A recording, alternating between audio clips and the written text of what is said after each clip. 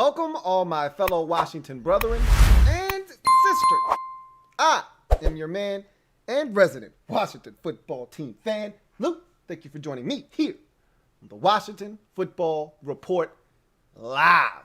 One day before the 2021 NFL Draft, a lot of things to get to. I'm excited. I can't speak for you. Bart Scott can't wait.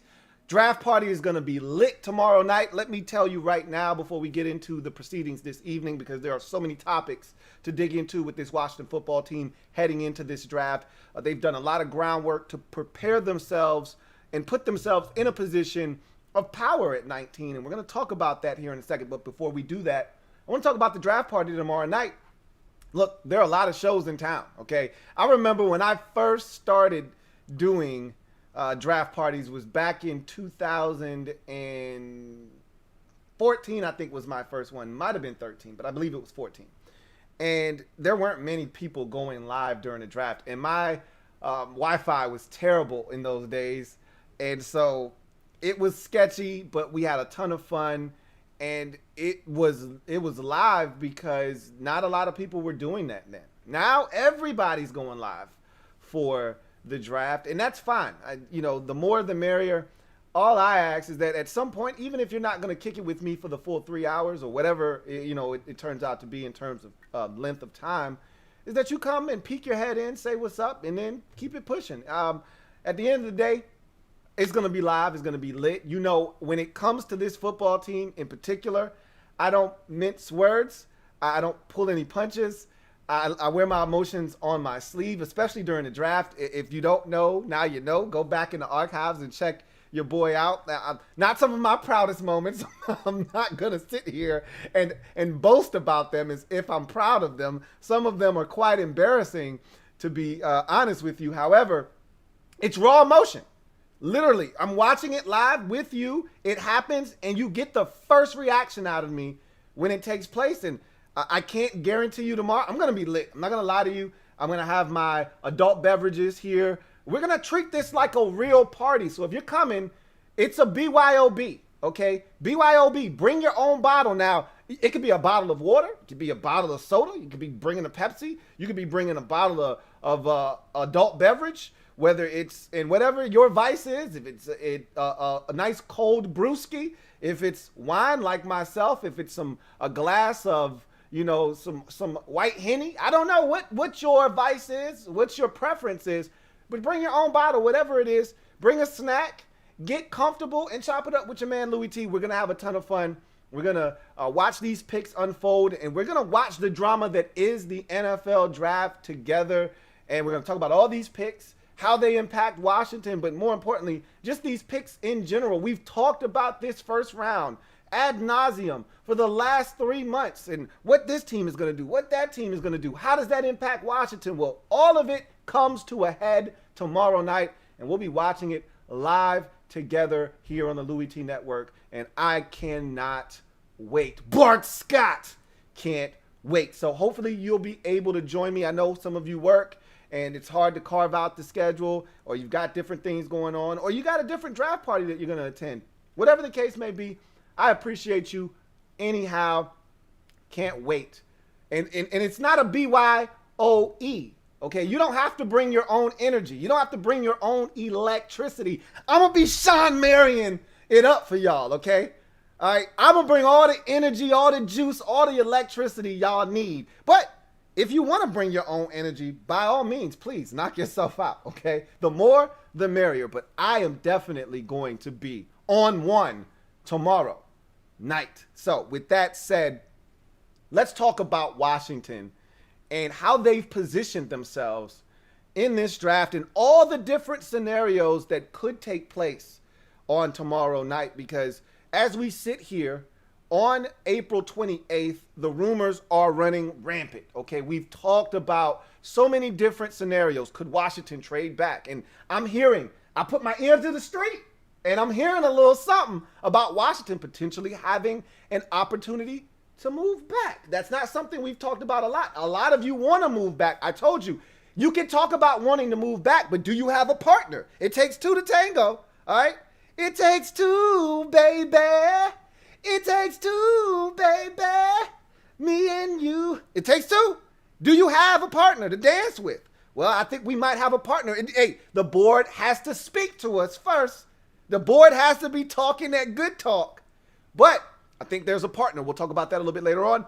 We could move up. There was this story ESPN posted today on ESPN Plus about Washington potentially moving up, contacting teams in the top 10 to see what it would take. Ron has already told us we're exploring all options. Ron hasn't lied to us all offseason. Ron's plan. He hasn't lied to us yet.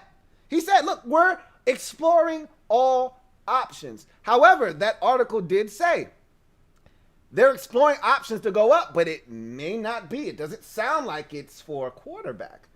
Who could it be?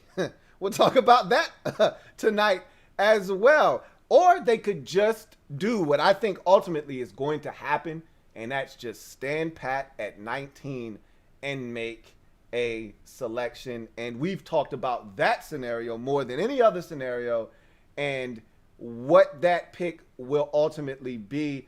I was nervous. I told you guys this much yesterday when they made the move to trade for Eric Flowers to bring him back to Washington.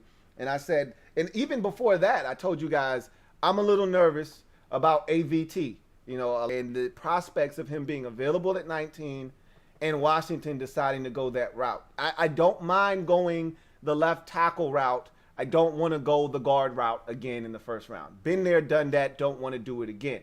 So the trade for Eric Flowers, for me at least, signifies Washington cleaning up that last avenue to make sure that if AVT is on the board, it doesn't entice them, okay? Before the trade, they're looking at him and they're saying, hey, we could have an issue at guard with just depth, okay? Because if Sadiq Charles is the left tackle of the future, and we don't know that for sure right now, if he is left tackle, our depth inside isn't all that great. We've got more depth outside at tackle than we do inside at the guard positions because Wes Schweitzer was supposed to be depth. Well, he's a starter right now, okay?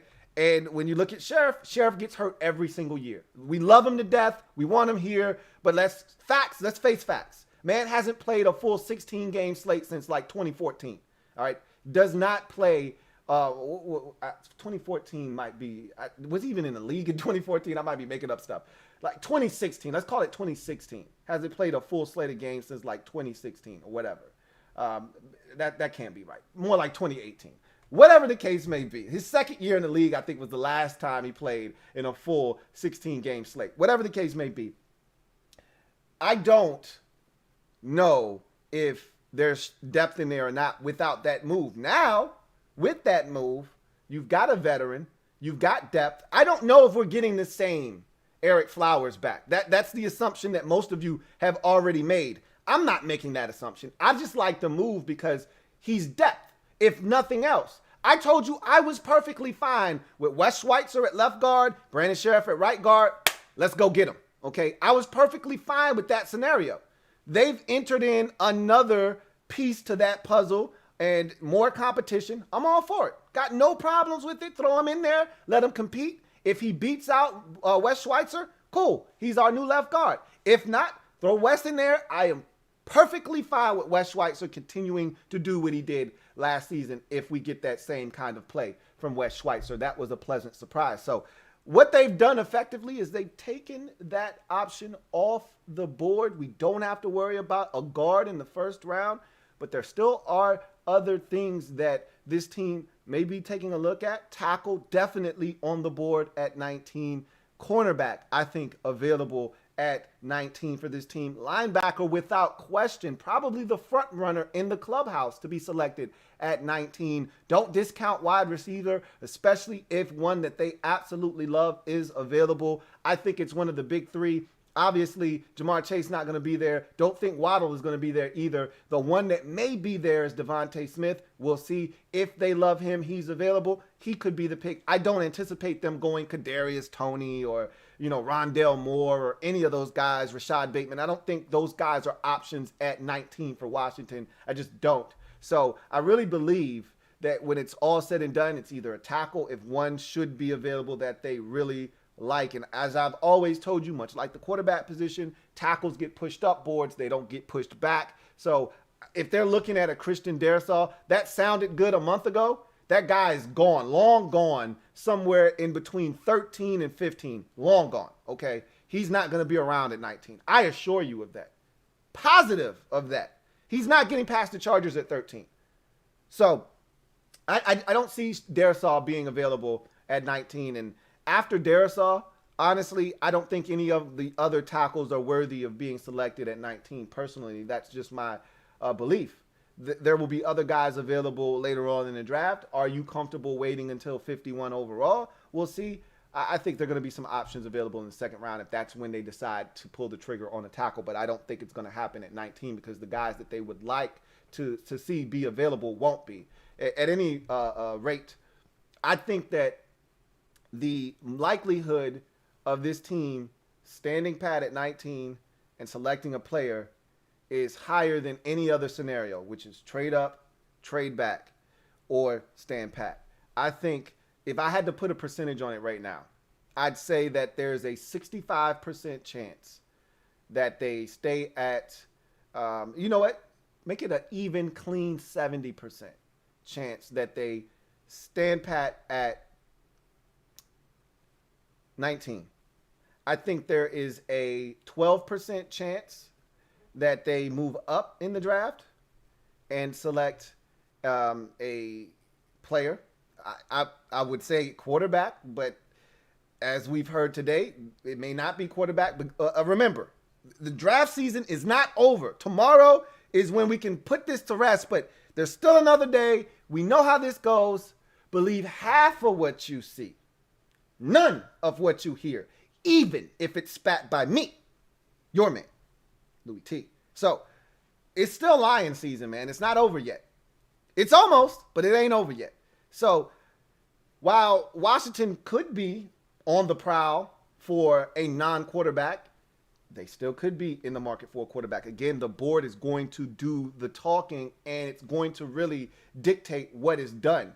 So if Justin Fields is the guy that they love, and we heard that early on in the process, and he starts to fall for whatever reason, I don't think it's going to happen. This narrative has just floated around for the last week or so of Justin Fields, and ESPN has made it their business to make sure that they go to bat for Justin Fields and protect him from all the big bad prognosticators and people out there that have Justin Fields, like Chris Sims, dropping all the way to 32. ESPN has went on a mission to make sure you know that Justin Fields doesn't stink.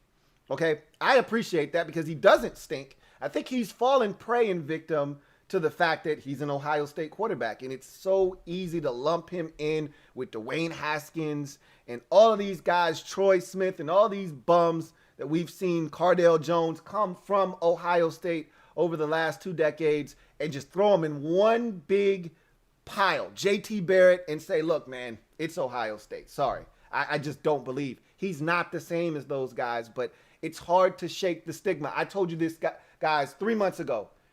You're human. And as humans, we try to do the right thing, but it's hard sometimes. And you want to say, hey, don't scout the helmet, scout the player. That's what you're supposed to do. But it's hard. It's hard. And I think he's falling prey to that. He's a good football player. He's not falling to 32, and Chris Sims was looking for clicks. You won't get me with your nonsense, okay? You won't get me with your clickbait.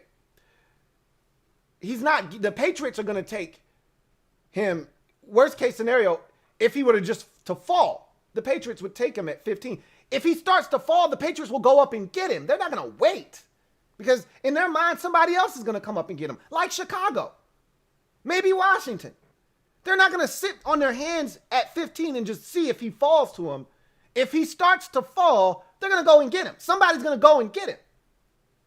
Could that team be Washington? Sure. Why not? Is it going to be Washington? More likely than not, no. No, probably not going to be Washington. Don't rule anything out, however, because of where we are at this point in our development, in our roster building, where we are, nothing's out of bounds. This whole narrative of, hey, we got 3 quarterbacks already. We're not keeping 4. You're damn right we're not keeping 4. Adding another quarterback that's a rookie means one of those dudes at the back end of the roster at quarterback has to go. Meaning Kyle Allen, Taylor Heineke, more likely than not, it'd be Kyle Allen, if I had to guess. But you just never know.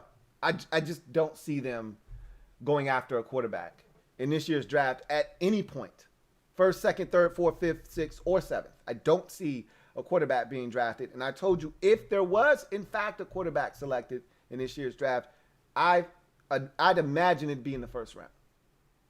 After that, I just don't see them going out of their way to acquire a quarterback. It doesn't make a ton of sense.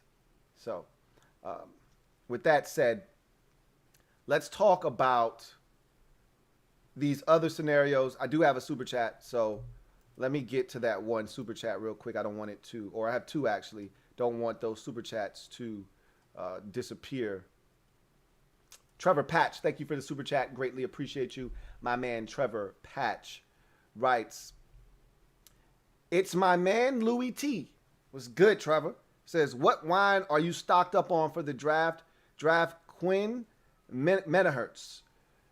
I am a Dublin wine drinker. I probably shouldn't be talking about it because they're not paying me, but I love them so much. Their wine is fantastic. I am a muscadine wine drinker. Muscadine grapes and the wine that is produced from those grapes.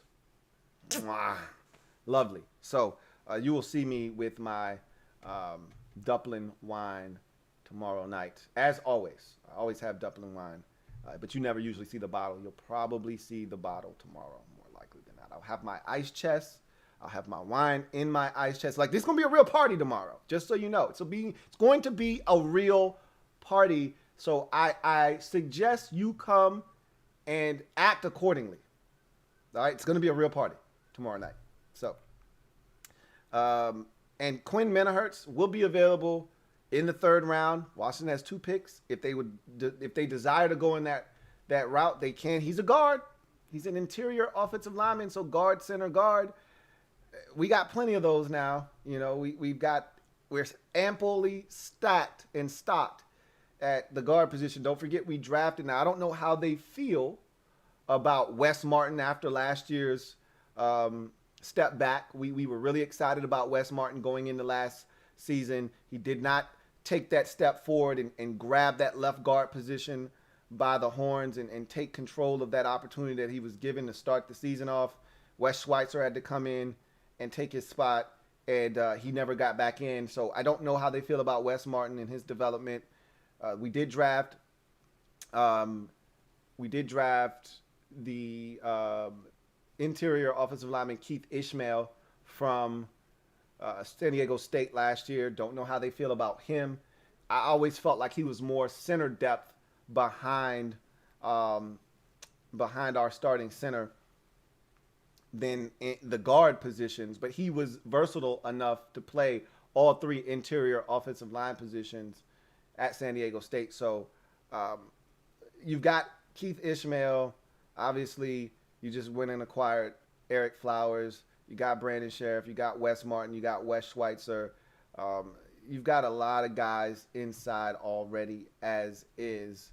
So I don't think a guy like Quinn Menahertz is someone that is on our radar. But, again, I wouldn't rule anything out at this point. So thank you for the super chat, Trevor Patch. JP, my man John Perez, thank you for the super chat. Greatly appreciate you. JP writes, one more sleep until the big night, Lou. Yeah, you guys are hilarious. I've heard so many people describe the draft as like Christmas. And tonight, obviously, is Christmas Eve if you subscribe to that theory. I'm excited. I'm no more excited for the draft than I am a regular season game. Like, I'm excited, but I'm going to sleep well tonight. I'm going to get up tomorrow. I'm going to prepare as I normally do. I'm not overly excited to the point where I'm giddy, I'm anxious, and, it feels like we're in the playoffs. This doesn't feel next level to me, but I'm excited. I am. And Probably more so this year because of the intrigue of the draft itself, not just Washington's pick at 19, but what are the 49ers going to do at 3? I already told you and gave you my opinion as to what they're going to do at number 3. But what are they going to do? How is this draft going to unfold? Are we going to get 4 straight quarterbacks to start this draft? Are the Falcons going to get out of 4? Are they going to have to make a selection? What does that do for the Dolphins at 6? What happens at 7 with Detroit? Are they going to be able to get out? Are they going to allow someone to come up and get a quarterback? The trade with the Broncos and getting Teddy Bridgewater, I don't think that impacts the Denver Broncos because I don't think they were looking to take a quarterback in this draft anyway. They're going to give Drew Lock one more opportunity, as I mentioned in my mock draft. So I don't anticipate Denver looking at the quarterback position. However, what it does say is that Drew Lock is now on a short leash in Denver. But we don't. I know you guys don't care about that. We'll talk about that on my podcast down the road. In any event, I don't think Denver's in the market for a quarterback. Didn't think before that trade they were in the market for a quarterback. So that doesn't change what I think the Broncos are looking to do. As a matter of fact, I think the Broncos want to move out of 9. That's always been a hot spot, which is why I had 9 as a trade back scenario for Denver. I had them trading back with Philadelphia. Obviously, if there's a quarterback still available at 9, you could easily see Denver being a spot where a team decides to jump into the top 10 to grab that last remaining quarterback of the big 4, because again, I don't include Mac Jones in my big 4 discussion. That would make it big 5. He's not one of those quarterbacks. However, he's going to go in the first round. Someone's going to take Mac Jones in the first round. So the question is it the 49ers at 3, or is it some other team like the Bears, for instance, that comes up? So we'll see what happens. I want to say this. I want to talk about the trade up scenario. So again, earlier today, ESPN put out a story talking about draft rumors and things that they've been hearing leading up to the draft. And one of the things that they mentioned in the story was Washington football team putting out feelers to teams in the top 10 to figure out what it would take to potentially get up into the top 10 and maybe get a guy that they covet. In that story, it insinuated that the thought process of the teams in the top 10 that Washington reached out to was that Washington was coming up for a non-quarterback. So that got me to thinking, who would Washington want to come up for from 19 to, let's say, 9 with Denver? Let's say that the guy that they want is still available at 9. Who could that be? I got to thinking, it could only really be 2 guys. Now, one of those guys, I don't see them trading up to get. If you're trading up to, say, 9, it's for one of 2 guys. You know what? Let me back it up, flip it, and reverse it. It could be for any number of guys, but it's for 3 positions in particular. 1, it would be for offensive tackle. Now, what tackle do they covet? Is it Christian Darrisaw? Is Rashad Slater still available at 9? Very likely that Rashawn Slater is still available at 9. Okay? Is he the guy that they covet, that they go up to get? Is it Christian Darrisaw? I contend that they absolutely love Christian Darrisaw, and that is the guy that, in a perfect world, that they could just sit at 19 and have him fall to them, they would take him. I think that's who they ultimately want to take, is Christian Darrisaw at 19. Problem is, he's not getting to 19. So that would require Washington to have to trade up to get him. Okay?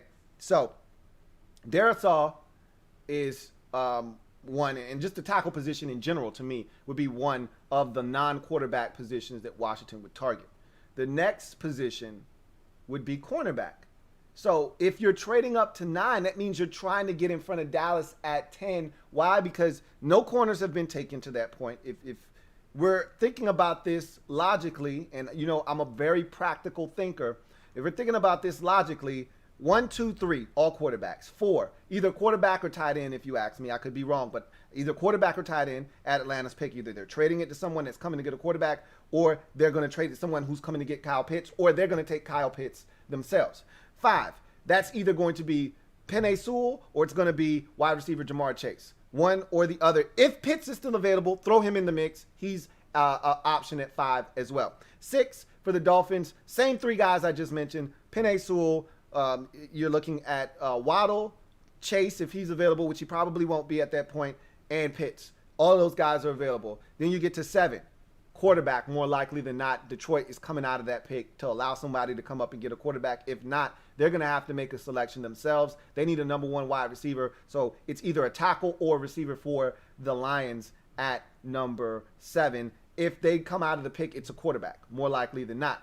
8, at Carolina, they've got a lot of options, different directions they could go in, but more likely than not, they could trade out of the pick themselves, allow someone to come up and get a quarterback. We heard a rumor today that they've been in discussions with the Patriots about potentially moving back and allowing the Patriots to come up to get their quarterback if that guy is available at 8 when Carolina is on the clock. But if the Panthers stand pat at 8, then you're looking at a situation where they're more likely than not going to go offensive tackle or they're going to go cornerback. More likely than not, one of those 2 positions they're going to take off the board at that point if they're still drafting. So then you get to, and more likely than not, it's going to be a tackle because if you, and I said this on my mock draft, if you're going to trade for Sam Darnold, you want to give him the best opportunity to succeed. The best way to do that is to get him a left tackle and a backside protector. So it's going to be a tackle more likely than not at 8, and that puts you at 9, and no corner has been taken yet. And although you went out and you signed William Jackson III, and you got Kendall Fuller, and you just went out and signed Darryl Roberts, who's 30 years old as a nickel, there's still more space for corners on this football team. Make no mistake about it. And at some point in this draft, whether it's the 1st round or it's the 4th round or it's the 7th round, they're going to take a corner. I believe that. I thought they were going to do it last year. They didn't take a single corner in the draft last year. They're taking a corner this year. So don't rule out corner as one of the positions they could trade for. But more likely than not, if they're coming up from 19 to say 9, they're coming up for a linebacker. And it's only one guy you're coming up to take at 9. That's Micah Parsons. I didn't think, and look, we could be wrong. I could be wrong. I don't want to lump you in with me. Okay? I could be wrong. It could not be Micah Parsons. All right? And I hate talking in double negatives. It's stupid. But it may not be Micah Parsons. However, it could be. And I just thought that he didn't fit the culture here. And, you know, someone said something to me the other day, and it's very true. And I considered this, obviously. And it happens every single year, and I've even brought this up. But there's actual litigation behind this. So I don't think that the whole blown out of proportion, like they could really be putting extra sauce on this to really make him seem like a bad prospect so he can fall down the board to somebody that's waiting with open arms to get Micah Parsons. We see it all the time in the draft, okay? How many times have we heard negative stuff about Caleb Farley? Man, the back, man, I can't do it. Oh, he's got COVID now. Like, they're pouring it on thick with Caleb Farley. And if I'm a team I gave the example of the Steelers, and I'm not saying they're looking for a corner in particular, but if I'm a team at the back end of the draft, knowing that Caleb Farley is a top 10 talent, and I would love to get my hands on him, and I'm going to tell you the team that is desperate, that's kind of looking at Caleb Farley with googly eyes, that's a potential trade back partner for Washington in a second. But if I'm sitting there and I'm looking at this guy that could potentially be falling, I'm going to pour extra sauce on top. I'm going to pour it on thick. I'm going to make everybody think that this guy is damaged goods and you don't want to touch him in the 1st round. I'm going to keep putting those feelers out there. I'm going to keep adding fuel to that fire. And I think the same thing could be said for a guy like Micah Parsons. Now, look, I don't think that he's a clean prospect. I think there are some red flags, things that you do have to do your due diligence on. And if this were the last regime, I would want no parts of Micah Parsons because we haven't done a great job. This team and organization has a terrible track record of vetting out players with a very murky and checkered past. Okay? Do I need to bring up a couple of second rounders? Or do you know who I'm talking about? Oh, hell, why not? Sua Cravens, Darius Geis, terrible job of vetting these players to make sure that their past wasn't going to come back to haunt us in the future. I'm not saying that that's the same case with Micah Parsons, and this is a different organization. Bruce Allen is no longer here. The organization isn't being run by imbeciles. It's being run by adults, professional adults. So if Micah Parsons is brought here, I feel good about the fact that they vetted him. Because I trust Ron Rivera. I trust Martin Mayhew. I trust Marty Herney. These guys have done this for a long time in this league. Now, I'll say this about Marty Herney, and I get it. It was like a 6th-round pick. He did draft Greg Hardy. He didn't know. Couldn't have known. But he did draft Greg Hardy. But that was in the 6th round. We're talking about a 1st-round pick that you might be potentially thinking about trading up for. Totally different animal. So, it could be linebacker. It could be Micah Parsons. Those are the 3 positions I think Washington would be willing to trade up for. Non-quarterback wise. No other position. Not wide receiver or anything else. So, interesting stuff. Anyhow, let's we'll talk about the trade back scenario a little bit later on. Let's get to some super chats. I got a couple more super chats here that I want to knock out. Metaphor, thank you for the super chat. Metaphor, greatly appreciate you. Metaphor, who writes, can't believe none of what you're saying about the picks, Lou. Someone told me not to. Good one. I don't blame you. Okay, all you're doing is what you were told. I can't be mad about that at all. He says, I suggest 2-bottle wine straw hats for hands-free sipping. So I don't sip my wine through a straw. I need to sip it through my glass. You know, I need to be able to taste it, you know, as I sip it. So, I'm not going on vacation, man, to have to do by hands-free sipping. That would be funny, though. Thank you for the super chat. Metaphor. I have another super chat here from Rightly Divided. Thank you for the super chat, Rightly Divided. Greatly appreciate you. Rightly Divided writes, hey, Lou, I see a lot of this wine talk, so I thought I'd slide in since I just recently learned you are vegan. I hope you are aware not all wines are vegan. Seems weird, but it's true. I am aware of this. Very much so. I actually went to the Dublin winery, and that was one of the questions I asked them, and their wine is actually vegan. So I did take care of that. I don't drink a whole bunch of wines. I stick with my one brand of wine. I don't veer out of that. That's my jurisdiction. I don't veer out of my lane. I don't go outside of my area. I don't go out of bounds. That's what I do. And so, but you're right, not all of them. And like you said, it's weird because you would think that it's not many ingredients in wine. But as you mentioned, you never know what's going on. But I actually did go to their winery. It was a great experience, and I actually do want to go back. So thank you for that super chat, Rightly Divided. And yes, I am a vegan. I've been one for now 5 years running, and I love it. Yeah, there are some challenges that come with it, but as I've told people, because I get this question all the time because people that aren't vegan just find it so impossible to be vegan, and it's really not. The reason it's easy for someone like myself is the simple fact that I don't I don't live to eat. I eat to live. So, for whatever that's worth. Thank you for the super chat, Rightly Divided. So, let's talk about if Washington moves back in this draft.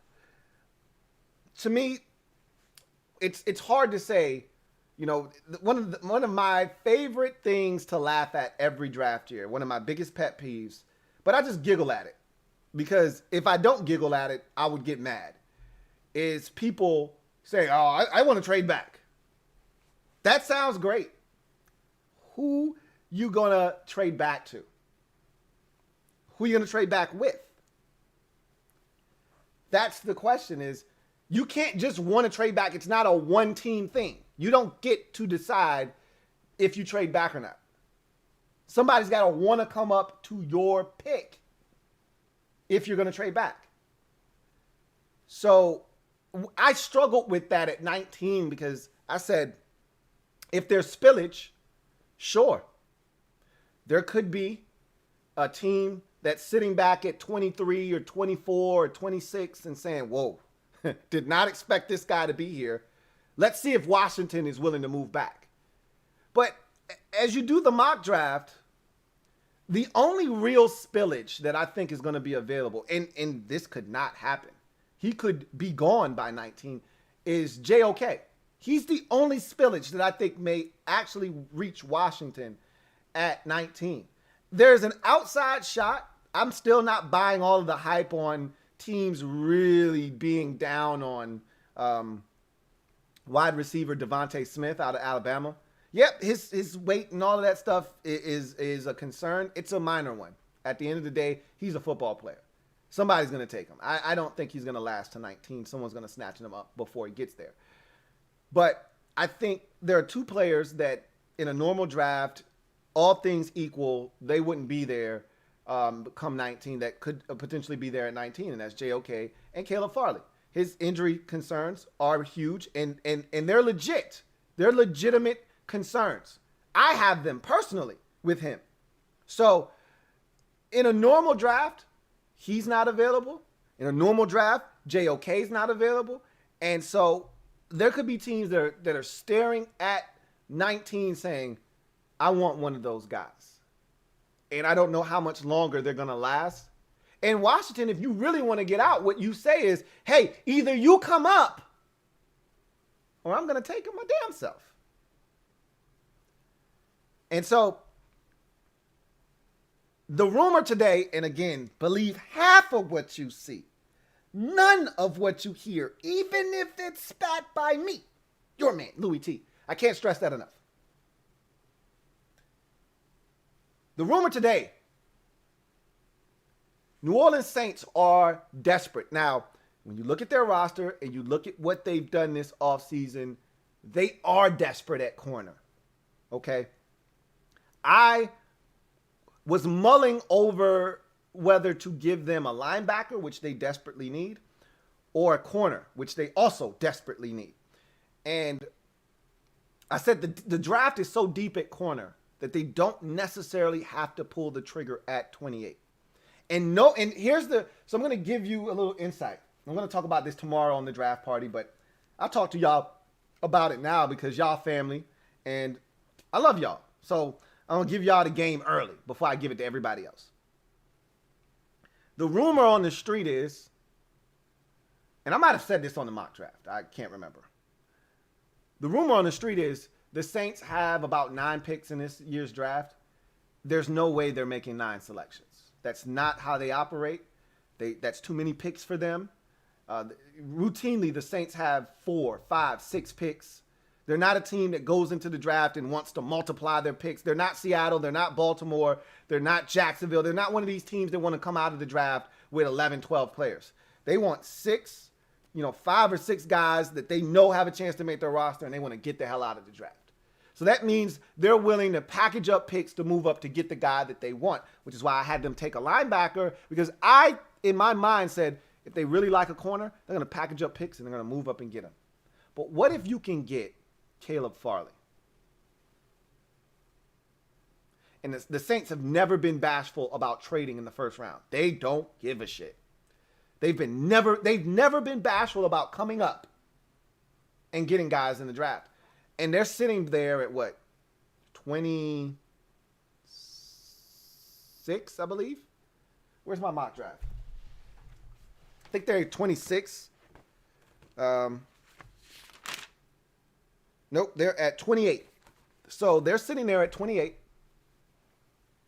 And Caleb Farley's available at 19. Are you able to coax the Saints into coming up 9 spots to get their guy? The Bears just released cornerback Kyle Fuller. Now, the word on the street is the Bears, they're gonna take a quarterback, right? Right? Well, what if there isn't a quarterback available for the Bears to take at 20? Corner could be the position that they target. And if the position that they target is corner, then if you're New Orleans, you got to feel like, man, the Bears may be the team to pull the trigger on Caleb Farley. After getting rid of an all-pro caliber corner, they'd love to replace him with another all-pro caliber corner, potentially, if he's healthy. We need to get in front of the Bears just to make sure there's no funny business. That's when you get that Cruella de Vil, the Grinch-esque smile.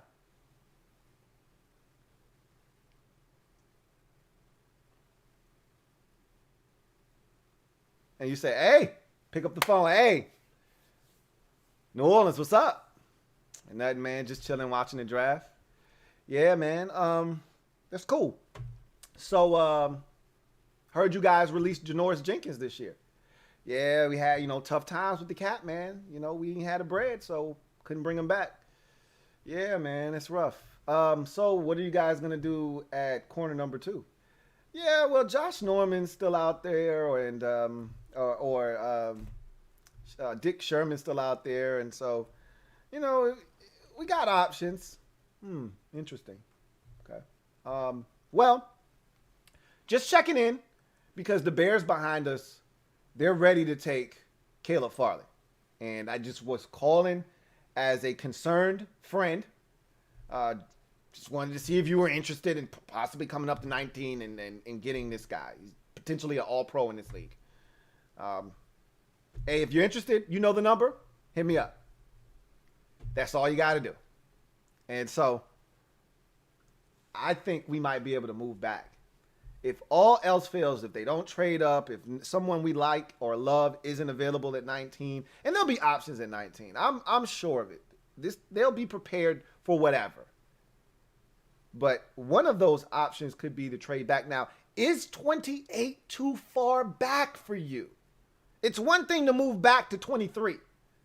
It's another thing to move all the way back to 28. How far back is too far for you? It's all, beauty is in the eye of the beholder. It's all in what you are really looking to do with this first round pick. Because if you feel like this draft is deep and littered with talent at multiple positions of need, and you feel like you can get a bunch of good football players, then moving back and not taking a guy that might be of higher quality at 19 may be the solution for you. When you talk to GMs around the league, they feel like this draft doesn't have as much talent. This isn't the draft that you want to make a bunch of trades to acquire more picks in because it's not as deep a pool. You're not picking from the normal 1,300 players or so. It's a reduced pool of about 350 players or so. So it's interesting how that might affect some of the teams in the way that they operate in this year's draft. Or maybe you just say, hey, I'm willing to move back. I don't want your picks this year. I want your future draft capital. Don't want your picks from this year's draft. That could be a thing too. But at some point, that's a question you have to ask yourself. How far back is too far back? Because 28, you're not getting any of the elite stuff at 28. You've moved out of that territory. At 19, you still got a chance to get a JOK, to get a Devontae Smith potentially, to get something that maybe shouldn't be here, but is still here because of all the quarterbacks that have gone off the board, because of all the tackles that have gone off the board at that point. That's just something to consider as well. Anyway, I got a few more super chats. Let's take them. Metaphor, double up, Thank you for doubling up. Greatly appreciate you. Metaphor, my man Metaphor writes, my wine's got lamb blood in it. Red wine. Ew. red wine. Brendan McCloskey, thank you for the super chat. Greatly appreciate you. Brendan McCloskey writes, Lou, it's Lions season. The only way to trade up is for a quarterback. I feel that, and remember, I said this early in the process. I didn't rule Washington trading up for a non-quarterback out of the equation. I said I could see Washington trading up for one of three positions. I feel like you could add tackle in because earlier in the draft process, I didn't feel like tackle was a big need, but obviously this team does. You know, this organization feels like they need to upgrade tackle. I have no problems with that. We have a serviceable situation at tackle. We do not have an ideal situation at tackle. Do not confuse the two because they're not one and the same. Serviceable means you can get by with your situation, but ideal means you have a real, legitimate Pro Bowl type tackle or a guy that you trust that's here for the long haul. We can't say that right now. You know, none of these tackles are on the roster, I think, past 2022. I think Morgan Moses' deal expires after the 2022 season. Lucas and Sharp were all brought back. Lucas had a 2-year deal. He signed last year, so he's got 1 more year left. They brought back Sharp on a 1-year deal, I believe. So there isn't a ton of depth past this upcoming season. So, and none of these guys excite you as options for the future. Again, Sadiq Charles is the wild card when we start talking about left tackle, but that's another discussion for another day. For me, tackle is included in that discussion, but when I brought it up earlier this draft season, I said it's either quarterback, linebacker, or tight end. Kyle Pitts. Those were the 3 positions, and specifically the 3 players were going to be. Well, I can't say quarterback. I didn't know who they love. I've heard reports that they love Trey Lance. I've heard that they love Justin Fields. So we don't know who the quarterback is. Okay, Michael, you listen to Michael Lombardi. He's telling you Washington absolutely loves Trey Lance, and that Martin Mayhew spent a lot of time up in Fargo, North Dakota with the staff. So it could be Trey Lance. We heard early in the process that Ron Rivera absolutely loves Justin Fields. Again, we don't know what's what. But quarterback, linebacker, Michael Parsons, tight end, Kyle Pitts were the 3 pick/players and positions that they would be willing to trade up for. I think you add a 4th in there now with tackle.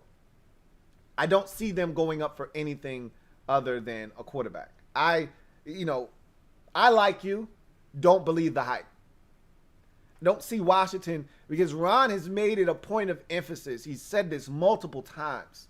And I told you, until Ron tells me something and then goes back and does something else, and I won't be butthurt when that does happen, because eventually that's probably going to happen at some point. Coaches have that coach speak thing. When they say one thing, they do another. If Ron tells me, hey, I think we're in a position to go up and get somebody other than quarterback, and then they go up and get a quarterback, I'm not going to be upset about that. Do what you got to do. But until he does that, I'm just going to take his word at face value. He's done nothing to this point to make me feel like what he's telling me, because when he first got here in the Happy Thanksgiving presser, he said, I'm pretty transparent. I say what I mean what I say. I'm an open book. I tell you how I feel. He's essentially towed that line to a T. Hasn't veered off of it one iota since he's gotten here. So if Ron says, I'm not really looking to mortgage the future to move up to draft a quarterback or to draft anybody, not really looking to move up and mortgage the future, I think he specifically said quarterback, so that could be him being literal, like, hey, I didn't say I wasn't going to come up and get somebody. I just said I'm not looking to mortgage the future to come up and get a quarterback. But I think he said, I'm just not looking to mortgage the future to move up. If that is in fact the case, if you're going to do it, it probably needs to be for a quarterback, more likely than not. So you're right. It is lion season, Brendan. I can't stress that enough. I think I've already said it multiple times tonight. It is lion season. So we will see. Alexander the Great. Thank you for the super chat. Greatly appreciate you. Alexander the Great writes, keep up the great work, Lou. Everybody hit that like button.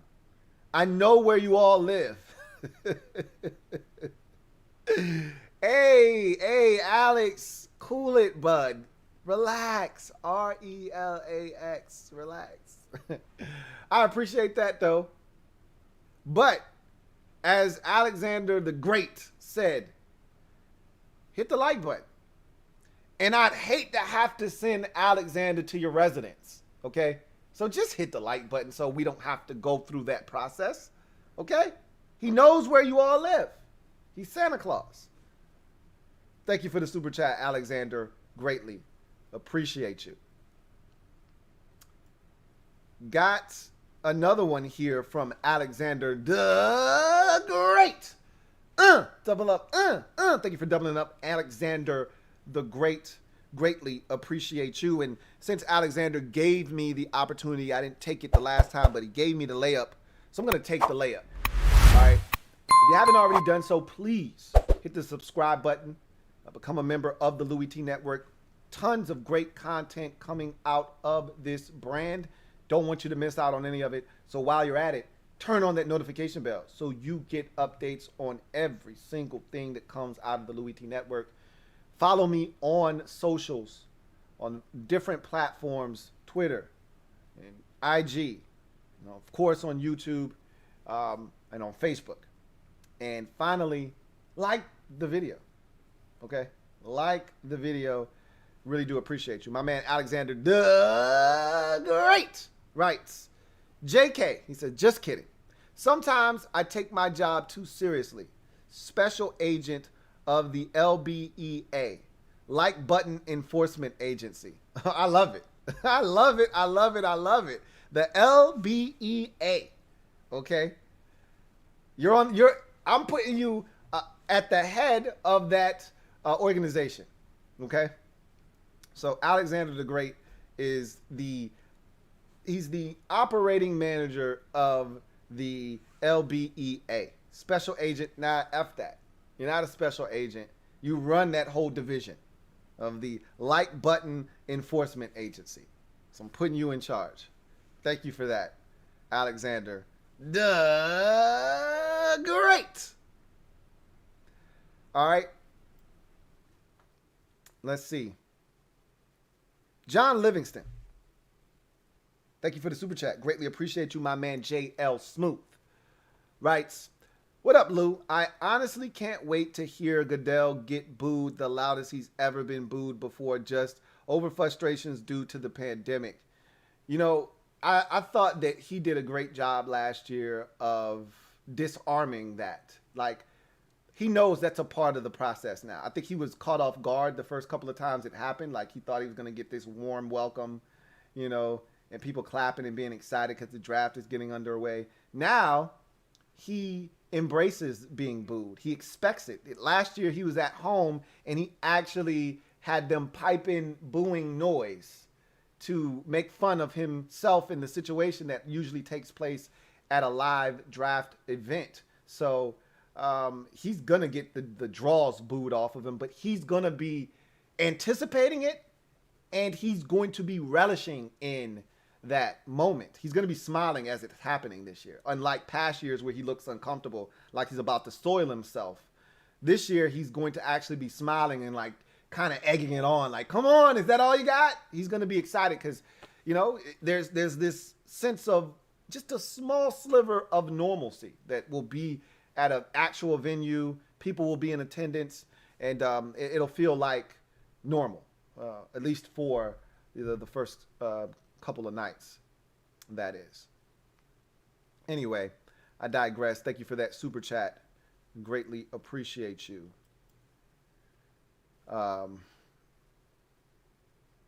John Livingston, my man, JL Smooth. Got another super chat here. This one is from Jason Fios. Thank you for the super chat, Jason Fios. Greatly appreciate you. Jason writes, what up, Lou? What up, Jason? What do we really do at 19? Trade up, pick up at 19, trade back, keep up the great job. So I told you that I fully expect us to stand pat. I don't think that we're going to go up or back. I gave you the percentages for that earlier in the night, though. 70%, I believe we will stand pat at 19 and make a selection right where we sit. I think there's an 18% chance that Washington trades back. I think that scenario is more likely than them actually trading up. I put that at 12% that they'll trade up and snag a player that they love, whether it's a quarterback, a linebacker, a corner, or an offensive tackle. I think it's more likely that they just stand pat at 19 and select the player that they feel the most comfortable selecting. And Martin Mayhew and Ron Rivera made it a point of emphasis at the pre-draft presser to continue to talk about getting value. That's how they view each selection. They talked about these picks as individual entities, as draft capital, and making sure you maximize the draft capital, making sure you extract all value, whether it's in a trade scenario or in a selection scenario. So unlike the Steelers, who they just look to draft players based off of need. They're not looking to kind of weigh out, is this guy good value? Do we think we can get this same guy in the second or the third round instead of taking him here because he's a need and we really like him? Can we get this same guy in the second round at 51 instead of 19 overall? That's the value game that you play. And you can get too cute with that, which is the Steelers mentality. Like, look, we're not going to F around with whether this is good value or not. We need a center, so we're going to take a center in the first round. We need a running back, so we're going to take a running back in the first round. Like, they're not going to play around with a need because they want to worry about extracting the most value. Like, oh, man, this guy probably will be available with our second round pick, but, you know, there's a chance he could not be there. So why not let's just take him now instead of having to package up picks to go up and get him because we didn't take him the first time. So there's always this argument about getting the most value. I think ultimately Washington wants to either make a selection at 19 or trade back. And again, I don't think they want to go too far back. I don't think that the Saints at 28 is a deal that they really be overly comfortable with. Now, again, depending on what the Saints are willing to give up to come up that far, Washington may be enticed to make that move and say, hey, it's enough guys at positions of need that we really like and we're comfortable with right around that area that makes this deal one that makes sense for us. However, I think they would be more comfortable with a team like the Jets who need a cornerback desperately, sitting there at 23, moving up to 19 and only moving back 4 spots, and then having a chance to still select a guy right in that same area that they were just at and picking up additional draft capital. I think that would probably tickle Washington's fancy a little bit more than moving all the way back to 28. But again, I think when it's all said and done, the pick will be made at 19. I think it'll be a linebacker because I don't think corner will really be something that they desire at that point of the draft. I think they will double back and get a corner at some point in the 2021 NFL draft, but I don't think it'll be at 19. I don't think the offensive tackles that they really considered getting the most value at 19 will be available. So I think they'll pass on that position until later on in the draft. Much like I said with cornerback, I still anticipate them at some point coming away with an offensive tackle at some point in this year's draft, not necessarily at 19 after the guys that they really covet are already gone off the board. So I think that leaves you essentially at linebacker. Again, wide receiver is in the mix, but I think all of those three receivers of Chase, Waddle, and Smith are all gone by the time you get to 19. And so that puts Washington in a position where they just go to the linebacker position. So I'll tell you this. If a guy like, and again, we don't know what Ron is looking for, what Ron feels about some of these players. If a guy they really like gets into their wheelhouse, and I'm thinking in their wheelhouse is somewhere in that 14 range where Minnesota is. I think Minnesota would be willing to trade back to 19, pick up some draft capital because they absolutely love the draft and coming away with 12 players. Last year, the Vikings drafted the most players I've ever seen in a draft that I've covered personally. I think they had 16 picks last year, did the Minnesota Vikings, okay? That's insane. It's unheard of, but that's the kind of stuff they like to do. Them and Seattle and the Ravens, they love coming out of the draft with double-digit a number of players. So it wouldn't shock me if the Vikings said, hey, there's really nothing here for us at 14 that we absolutely got to have. Yeah, we'll move back 5 spots. You come up, you get your guy. We'll move back. We'll take a guy there. We'll take a couple of your picks in the process while we're at it. So I could see a guy falling into that range of 14 or so and Washington saying, all right, they're within striking distance. If we really want this guy, we can go up and get him. I don't see them going all the way to 4 or all the way to 7 or all the way to 8 or all the way to even 9. They just think that's too far. You got to give up too much to get into the top 10. We start talking about 14, 15, 16. Now you're in Washington's wheelhouse. You're not that far away. It's not going to cost you as much draft capital to move up. That's when I think things get interesting. If there's a guy that they absolutely love, i.e. Christian Darrisaw. He's available at 14. He somehow gets past the Chargers at 13, and he's sitting there at 14. I think that's when Washington starts entertaining the thought of trading up to maybe get a guy that they absolutely love. So that's when I think things have a chance to get really interesting. But I think they're going to ultimately stand pat at 19 and take a player there. Thank you for the super chat, Jason Fios. Got another super chat. This one is from Joe B. Thank you for the super chat, Joe B. Greatly appreciate you, who writes, hey, Lou, I'm thinking about the idea of adding Kenneth Gaines in the 3rd or 4th. Pair this guy up with Gibson again. Insane options. So you're talking about running back from Memphis. And he shared the backfield, as you mentioned, pairing him back up with Antonio Gibson yet again. I don't anticipate them going running back in this draft early. If they do go running back, it'll be in the later rounds, 5th or 7th. I don't anticipate them spending a top 4-round pick on a running back. That's just my personal opinion. Not to say, that they aren't interested in acquiring a running back in this year's draft. I just don't see them doing it day 1 or day 2. And I think they really value the 4th round. I do, at least. I can't speak for them. The 4th round is that last cutoff round for me where I'm like, hey, I really need you to put a lot of thought into this pick. And I think most teams feel that way about the first 4 rounds of the draft. It's then when you get into the 5th and the 6th and the 7th, that's when you can get creative. That's when you can start chasing needs. That's when you can start taking players with red flags, maybe health concerns, maybe some off-the-field issues, checkered past, maybe a positional switch, but a ton of athletic talent. That's when you start taking flyers on guys like that. Or you start targeting a position of need. Hey, we need some more depth at linebacker or running back. That's when you do that. When you start throwing best player available to the wind and caution like that to the wind and just say, hey, let's start targeting things that fit our roster. You could still be in the best player available market. Hey, we don't need another wide receiver. We already got 6. Hell, this guy's sitting here. We got a really high grade on him. Let's just take him. You could do that too. But I don't see them personally taking a running back that high in the draft, third or fourth round. I just don't.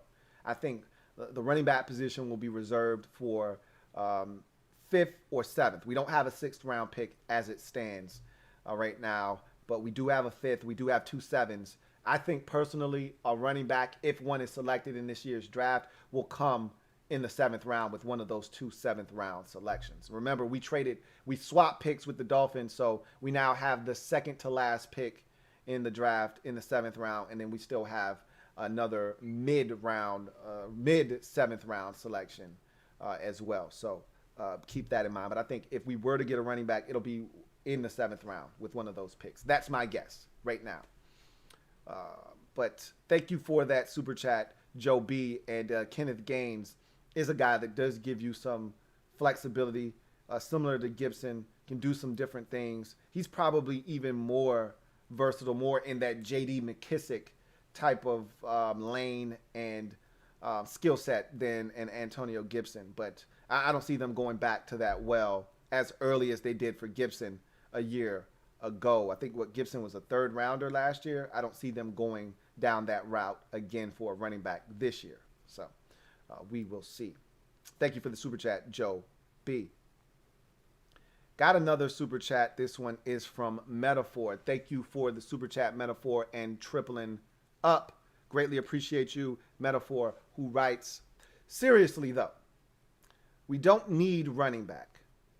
But imagine Najee Harris at 19. Add a Derrick Henry type beast to complement Gibby. I'm not thinking, just thinking.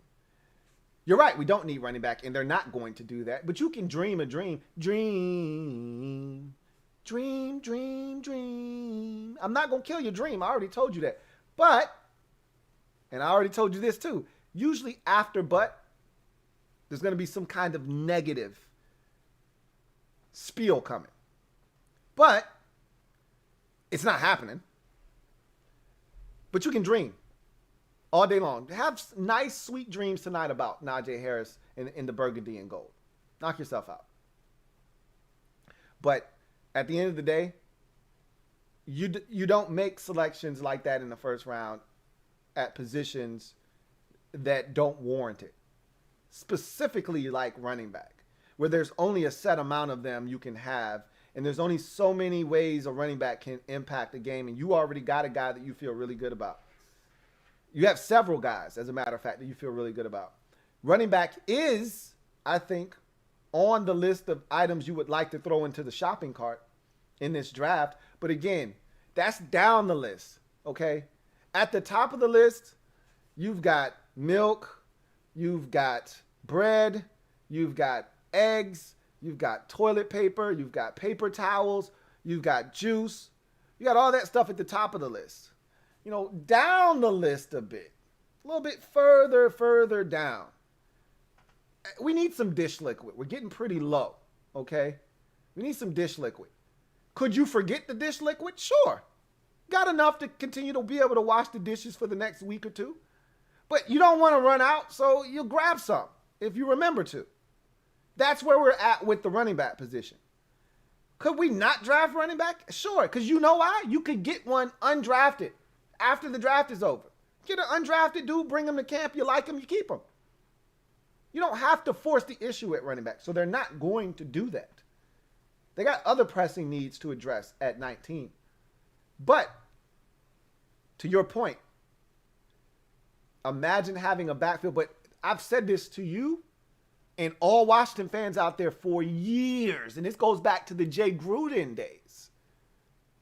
We don't have a smash mouth, punch you in the face, create a new line of scrimmage offensive line. That's not our identity. That's not who we are. Now, if you want to draft a road grader at tackle, Sheriff can do that, but you got to get him on the move. We saw Wes Schweitzer have some nasty in him last year. That's not who Chase Roullier is. He's not a scoop and score type of offensive center where he goes and he's scooping dudes up and dumping them. He is a finesse center. He's a good center. It's a finesse center. Morgan Moses isn't a road grader type tackle. It's a really solid tackle. Can get out and do some damage, but He's not a line of scrimmage mover. That's not who we are. That's not who we've ever been. So let me reiterate that I don't anticipate this team going that route because that's not who we are. So, but again, go ahead and do your thing. Thank you for the super chat metaphor. Got another super chat. This one is from Jason Fios. Thank you for the super chat, Jason Fios. Double up. Thank you for doubling up. Jason Fios, greatly appreciate you. My man Jason writes, what would put our defense over the top? To me, two positions are upgradable on the defense. One is out of necessity, like you can't go into next year with the same crop of linebackers feeling like you're going to get different results. So linebacker, obviously, we've talked about that ad nauseum this offseason. That has to be addressed, and it will be. Much like I said this offseason, we are getting a wide receiver in free agency. No ifs, ands, or buts about it. And we got a wide receiver. We knew that was going to take place. Everybody and their mama knew that Washington was going to acquire a receiver in this year's free agency crop. And it was a deep free agency crop of wide receivers. We knew we were going to come away with one. And we did. I feel the same way about the draft and linebacker. We are coming away with a linebacker. May not be the one you want, okay? May not be the one you desire as a fan, but we're getting a linebacker, maybe two, in this draft. We're coming away with at least a linebacker, so I'm not worried about that. The position that would put us over the top, however, is free safety.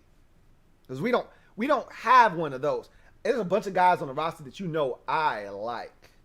I like the Shazer Everett. Shays showed me something last year. Shays also showed me that his frame isn't one that's probably able to sustain health. He looks like a corner. He plays like a safety. Those two things generally don't jive in this league. When you play the reckless, physical brand of football that he plays at about $195, you're bound to get hurt. And while I love Shays and his physicality, I don't know if Shays is a ball hawk. He doesn't seem like one to me. Because how many times did we see Shays pick up a pass interference penalty for getting there too early and hitting a guy when he could have just gone after the football? Ball hawks are like, to hell with that. I'm here. Might as well make a play on the ball. Shays is like, I'm here. I might as well hit the dude before he catches the ball. Two different mentalities. We are a free safety, a ball hawking free safety, and a dominant linebacker in the middle of the defense, middle linebacker, away from putting this defense over the top and all of a sudden having one of these San Francisco 49ers of the 2019 season type defenses. That's where we are. So safety and linebacker, middle linebacker would be the two positions I would tell you would be what Washington would need to acquire to put the defense over the top. Got another super chat. This one is from DMV Made 301. Thank you for the super chat, DMV Made 301. Greatly appreciate you, who writes, hey Lou, if we don't select a quarterback of the future tomorrow, when do you think it will happen? I don't see us being bad enough to pick early next year. So here's the thing. I don't think we're going to select the quarterback of the future tomorrow. I don't think it's going to happen on Friday either, and I don't think it's going to happen on Saturday. So as you mentioned, if it's not going to happen this year, when is it going to happen? Because I don't see us being bad enough to do it next year. I agree. I concur wholeheartedly. I don't think we're going to be, bad enough. Worst case scenario, we have the exact same type of record. Obviously, we can't have the exact record because there's going to be an additional game in the upcoming season, so you can't finish 7-9 when there's 17 games. However, I wouldn't be shocked if this team finished 8-9 or 7-10 next year, and they're right back in the middle of the pack again in terms of drafting. Obviously, if the division's better, that record won't be good enough to win it, so you won't be 19th overall like we are this year, but you might be 15th next year instead of 19, or you might be 14, or You might be 16, somewhere in there. Bottom line is, if you really want a guy, you go get him. If you feel like the roster, see, the problem is we're not there yet. We're not a quarterback away. So the thought process of, hey, let's give up everything to go get this guy is kind of far-fetched for us, because when Ron took the job, he said in the military, it takes 3 to 4 years to change a culture. He knew that this was a reclamation project when he took on this job. He knew that the first thing he had to do didn't have anything to do with wins or losses, even though it helps to speed up the process. He knew the first thing he had to do was change the culture. He knew he had to come in here. There was a stigma about being a part of this organization. There's a stigma about how we conducted business, and they've gone about changing that. You know, whether it's diversifying the front office and hiring women and people of minority and things of that nature, and kind of changing that narrative in the front office, or if you're just talking about bringing in competent coaches, a competent training staff and medical staff. So where last year, for the first time in about 4 years, we weren't among the highest in the league with players on IR. That wasn't our life. To Washington now, there's a different respect that people have to put on our name. But we're still not where we need to be from a roster standpoint. Now, there aren't as many glaring holes this year as there was last year this time. We're a different team from a roster standpoint, but we still got a little ways to go. And I think Ron is acknowledging that by saying, hey, I don't want to risk the future just to go up and get a quarterback. Now, that also could be saying, we like these quarterbacks. We don't love any of them, because if we did, we'd just go up and get them. I think they feel like, and I talked about this, and Ron even said this, and I've been talking about this for 2 years now. You build the infrastructure, you get all the pieces you need, then you drop the quarterback in the middle. Well, Ron literally said the exact same thing. You know, we want to build this thing, and he feels like Ryan Fitzpatrick is going to allow us to do that. So continue to build, continue to see guys grow, all the while still having a chance to win and be competitive with a veteran quarterback. And you keep drafting these players, you build this infrastructure, and then when you're ready for this thing to take off, when it starts to bubble and you're ready to explode, you go get the quarterback. And if that means you're at 15 and you got to package up a deal that requires you to give up that year's first, next year's first, and a fourth, you do it. Just like the 49ers just did it. They were at 12. They're ready to win now. They re-signed Trent Williams. They got all this talent that they acquired. They were just in the Super Bowl 2 years ago. They got all this talent on their football team. And so that's why you signed Trent Williams to that deal, because you're ready to win now. And that's why you trade up, because you think, if I get the quarterback with all the running back talent we have, and we led the league in rushing again last year with all the receivers that we've acquired the last 3 years, Deebo Samuel and Brandon Ayuk, and we got George Kittle, all this talent that we have, we're ready to win now. You know what this defense is about. We're getting Bosa back. We got all of these guys up front. You know what this is about. We got Javon Kinlaw. We feel good about our defense. Let's just go get the quarterback and we'll be ready to rock and roll. We're not there yet. We're probably 1 more year away. So even if you can't envision us being 4-13 next year, which I don't want to go through a 4. We went through that once already when we drafted Chase Young. And look, it was a godsend to go through that to get Chase Young. I don't want to do that ever again. Okay? That was a miserable season. There was a pot of gold at the end of that rainbow, but goddamn it, if we didn't have to go through thunderstorms and torrential downpours to get to that rainbow and ultimately that pot of gold that sat there at number 2 for us, I don't want to do that again. Let me go through the season with hope. Let me finish 8-9, miss out on the playoffs, look up, 16th pick in the draft, identify a quarterback that you absolutely love, and package up picks and go get him.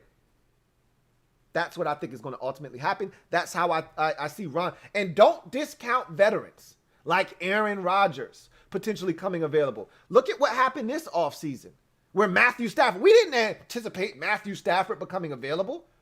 During the season last year, we weren't thinking, well, Matthew Stafford may be available this offseason. We could go get him. That shit happened at the end of the season when they fired their GM, when they fired their head coach. And they had already done that during the season, but after they cleaned house and they brought in new blood, that new blood said, hey, Matthew, if you want out, we totally understand. And Matthew's like, yeah, you damn right, I want out. Okay, well, let's see if we can't make that happen for you. That could happen next year. Somebody like Matthew Stafford could come available, and Washington could be sitting there like, yo, what is it going to take? We tried on Stafford this year. Who's to say that next year we don't try and actually succeed on an Aaron Rodgers potentially or someone like that? So don't discount other options. Just know that you play this thing out, you let the chips fall where they may, and then you reshuffle the deck, you regroup, and then you make plans to address your needs once you get there. You cross that bridge when you get there.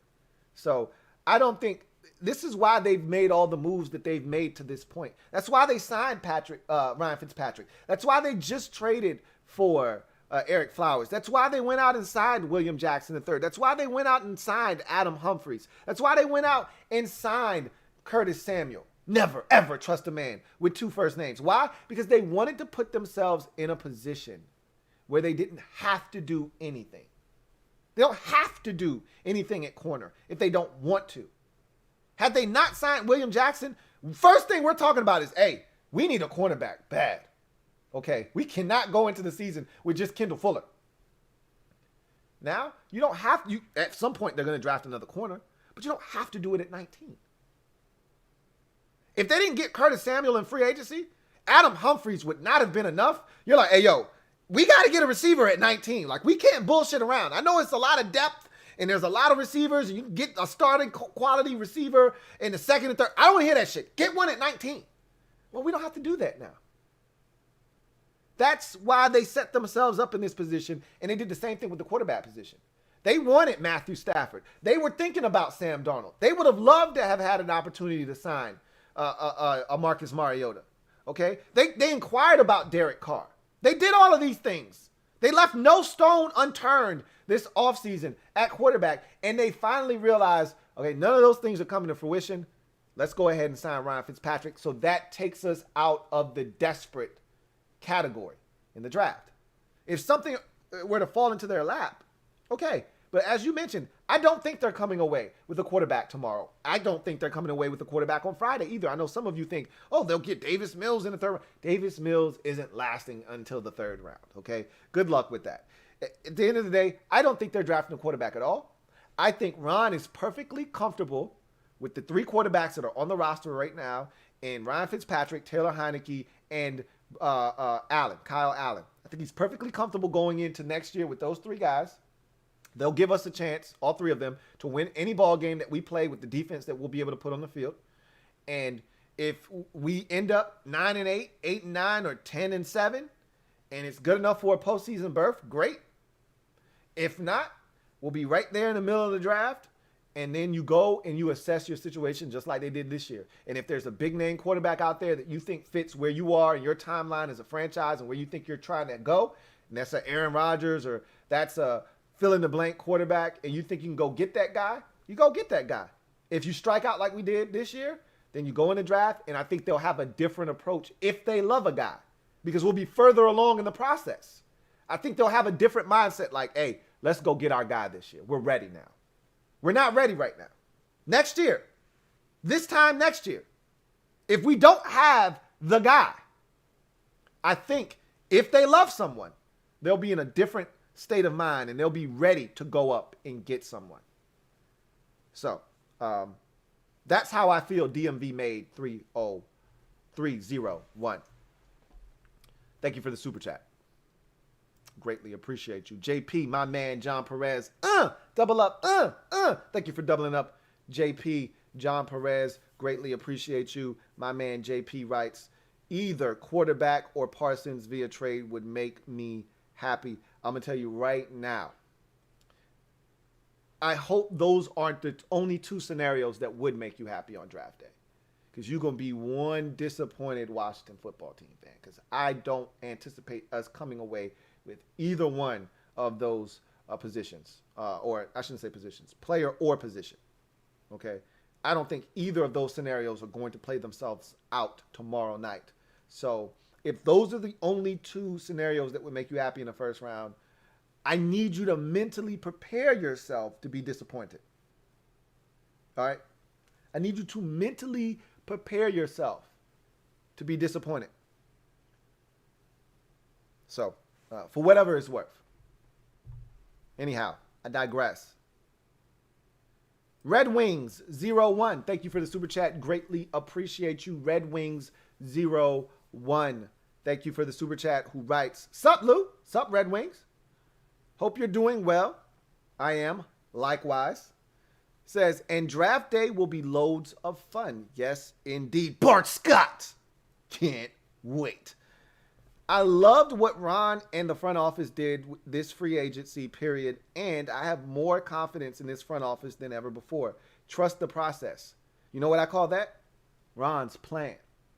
Ron's plan. You know, we questioned Ron when he got rid of Kyle Smith. What is he doing? Why did he do this? You know, we've really questioned Ron every step of the way.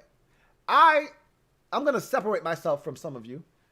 Me, a lot less than some of you. But I'm not absolving myself of accusatory measures taken during this process, because I have pointed the finger at Ron. But I've always done it from a position of confidence. Like, hey, Ron, I don't really know what the hell you're doing or where you're taking the car, why you just drove off this exit and got off the interstate. But as I've told you guys before, I'm in the car with my guy Ron. Ron's whipping this thing, all right? Ron's like, hey, just shut up. Keep your seatbelt on, man. And turn the radio up. And I'm like, hey, Ron, you know, if you really want to maximize Dwayne, you probably should keep Kevin O'Connell, man. And Ron's like, hey, I got this, man. Just put your seatbelt on, keep it on, and turn the radio up. Stop talking to me. All right. So I said, hey, Ron, you know Kyle Smith did a hell of a job. J.D. McKissick. All right. When you look at all the guys that they brought in, Peyton Barber. And that was more of a Ron Rivera guy. That was a Ron Rivera signing, was Peyton Barber. But when you look at all the stuff that Washington was able to acquire last year in free agency, and even the draft, we felt really good about the draft, and hell, getting Cameron Curl in the 7th round and all the things that they were able to do last year via free agency and the draft. We said, man, Kyle Smith killed it. And Ron was like, yeah, that's cool, but I don't trust him. And we're like, hey, Ron, you sure you want to do this? Ron's like, hey, man, what'd I tell you? I got it, right? Just relax. All right? And we're like, all right, I trust you. Ron has done everything his way. And as a fan, you shouldn't have it any other way. You shouldn't want it any other way. You want Ron in total control. And he's shown that. And I thought this offseason, more so than last offseason, Ron flexed his muscles and said, I'm in control. This is my show. And so now as a fan, you feel like, okay, Ron's actually driving this thing. This isn't lip service. There's no Bruce Allen waiting in the shadows to put out some strips to put holes in our tires or to loosen up our brakes to make sure that the vehicle crashes so he can go back to Dan and say, see, I told you so. There's nobody waiting in the shadows. This is Ron's car. It's his vehicle. He's driving it. I'm excited about Ron's plan. Ron's plan. I feel good about this draft as you do. I'm anxious, though, at the same time, because I want to see what Martin Mayhew and Marty Herney and company are cooking up. What are they cooking up? They're cooking up crap? I don't know. We're going to find out. Or are they cooking up some diabolical shit to unload on the NFC East and the rest of the conference? We'll see. I want to see what their philosophy is, because we really don't know, at least not here in Washington. So this is their first opportunity. You never get a second chance to make a first impression. Now, a wise man once told me that. So we're going to find out what these guys are all about tomorrow night.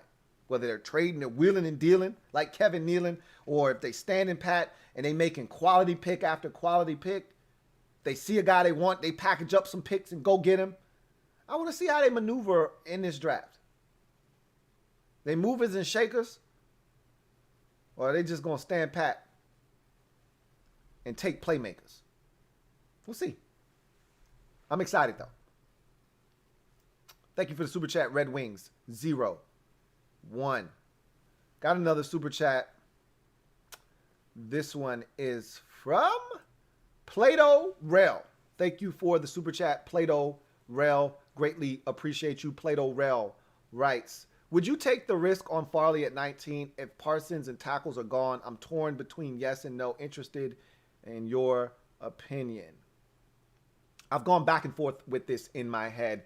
You know, I just watched some more film on Caleb Farley just 2 days ago. And I said, man, this guy is so good. And I remember the first time I ran into Caleb Farley back in 2018 as a freshman against Florida State. And this is when we thought Florida State might be on the come up. And you know, because we're not, Florida State isn't supposed to be trash. So I just kept waiting for them to just rise from the ashes and get back up and say, hey, we Florida State, we good. And they haven't. But at that time, it was like the first game of the season, second game, something like that. So it was early. They were on the road at Florida State, or they might have been Blacksburg. I can't remember. But it was his first game, you know, one of his first games. And I think he had like 2 interceptions in that game. I was like, who the hell is this kid? And from that moment on, I was like, man, this guy's got something. And, you know, when you watch him on tape, you're just like, man, the movement skills, you know, and to think, he's only been doing this for 2 years. Came to Blacksburg as a quarterback recruit. And he switched to the receiver position, then made the switch to corner.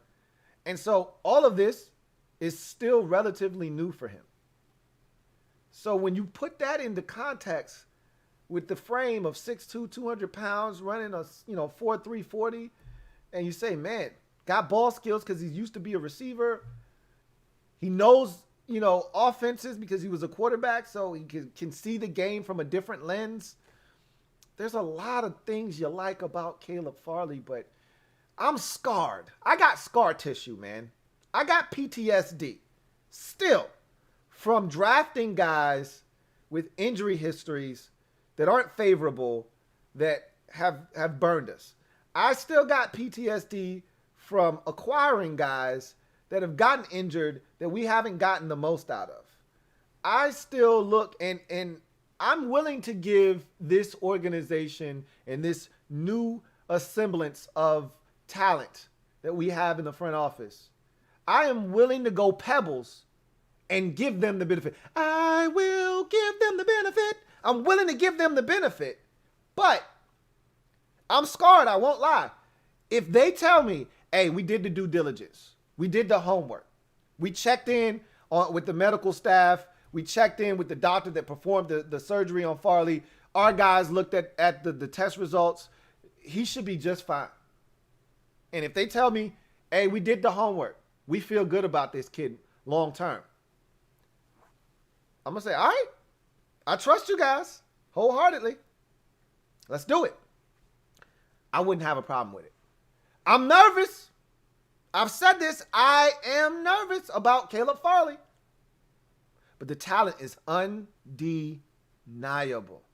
Undeniable. So, at 19, if they said, hey, we did the legwork, man. This is a top 7 talent that we're getting at 19. We know there are a couple of medical red flags. We've checked it out thoroughly. We feel good. We're going to move on this dude at 19. I wouldn't have a problem with it. I'd be skeptical, but I know the talent that we're getting is grade A. So, would I be nervous? You're damn right I'd be nervous. But at the same time, I know that he's a talented guy. So, he's not first on my list, though, to take at 19 because of that injury history. He's not. I could go down a list of guys that I would rather take in his place. But if they said, look, this guy has a ridiculous grade on our board and he's here and we know why he's here, And we're not ignoring the fact of why he's here, but we feel good and confident about the work we've done that he's going to be just fine and perform at a high level for us.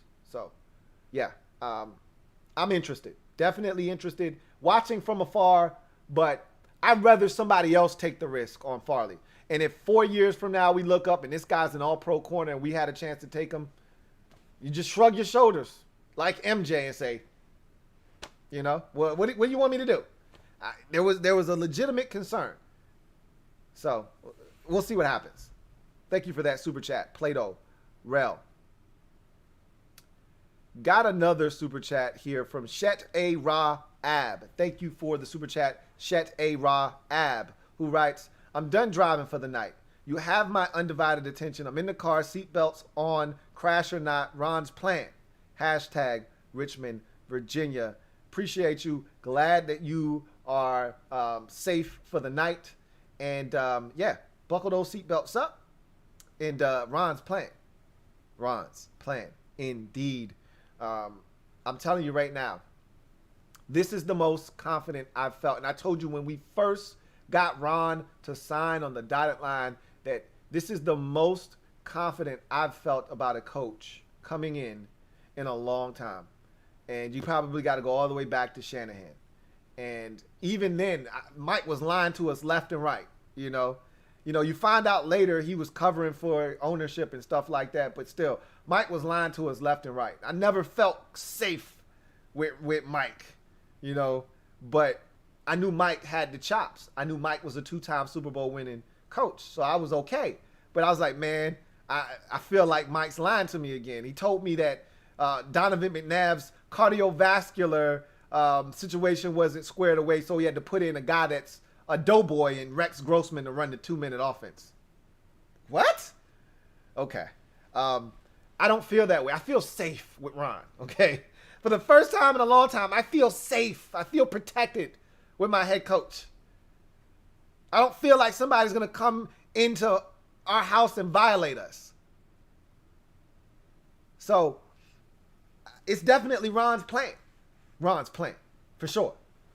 Thank you for the super chat, Shet A. Ra Ab. Greatly appreciate you. Shet A. Ra Ab, thank you again. Double up. Thank you for doubling up. Shet A. Ra Ab, who writes, I just want to hear the double up theme. Well, shit, you can get it again. Double up. Thank you for doubling up. Shet A. Ra Ab, greatly appreciate you. Got another super chat. This one is from the Phillies Ace 34. Thank you for the super chat, the Phillies Ace 34, who writes, long time no see. Louie, long time no see, my friend. Been busy, but are you on the bandwagon with everyone else thinking my Eagles will be bad and in last place? Much love. Thank you for the super chat. And it has been a while, the Phillies Ace 34, but I'm glad to hear from you again. And yes, I am on the bandwagon of thinking that the Eagles, I don't think you're going to be terrible. I look at everybody else in the division and look at all the improvements that have been made with all the other teams in the division. And I just think everyone's kind of past the Eagles this offseason with all the turmoil, with getting rid of Carson Wentz, with the Zach Ertz cloud still hanging over your head there. Obviously getting rid of Doug Peterson, and then all the stories coming out about the front office and how they belittled and undercut Doug Peterson at every single turn. Then you get the stumbling, stammering press conference of Nick Sirianni with his opening presser. I didn't really care too much about that. You know, a lot of people made jokes about that and stuff. He was nervous. I don't buy into that whole, notion that this guy's a stumbling idiot because he couldn't speak. He was nervous. At the end of the day, I, myself, look at the Eagles roster, and I'm just not impressed. I don't think there's a number one receiver on that roster right now. You do have a number one tight end, but you've been used to having multiple tight ends. I don't think you're in that position right now. I look at your quarterback position. I'm not blown away by Jalen Hurts, even though I don't think he stinks. But I think there needs to be competition. Will they provide that in this draft with another quarterback? You can't be really feeling confident about Joe Flacco backing him up. So I don't love your quarterback situation. I love Miles Sanders when he's healthy, which is usually rare. Um, and so when I look at the offense as a whole, the offensive line seems like it's gotten older overnight. So that's not a group that at once upon a time was one of the best, if not the best in the NFC East, right there with Dallas. Kind of seems like they've fallen on hard times. I look at your defense, and I'm like, your defensive line is still good. Is it great? Not really sure about that. I don't know how I feel about that defensive line. Still got some pieces up front, though.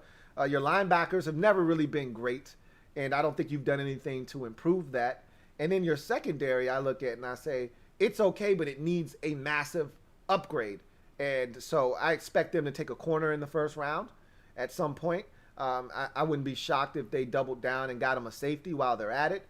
I just look at that roster and I see a bunch of holes, and I don't see this Eagles team that I've been accustomed to seeing, that I've always felt like could easily win 12 games, win the division, and make some noise in the postseason. I just don't see that. I see the Giants go out and make the moves that they've made to put themselves in a position to really give Daniel Jones a chance to prove once and for all he's the guy in New York. I look at what the Cowboys did, simply bringing Dak Prescott back and getting defensive coordinator Dan Quinn in there changes their hopes and their prospects to me drastically, because they've made some moves quietly in this offseason.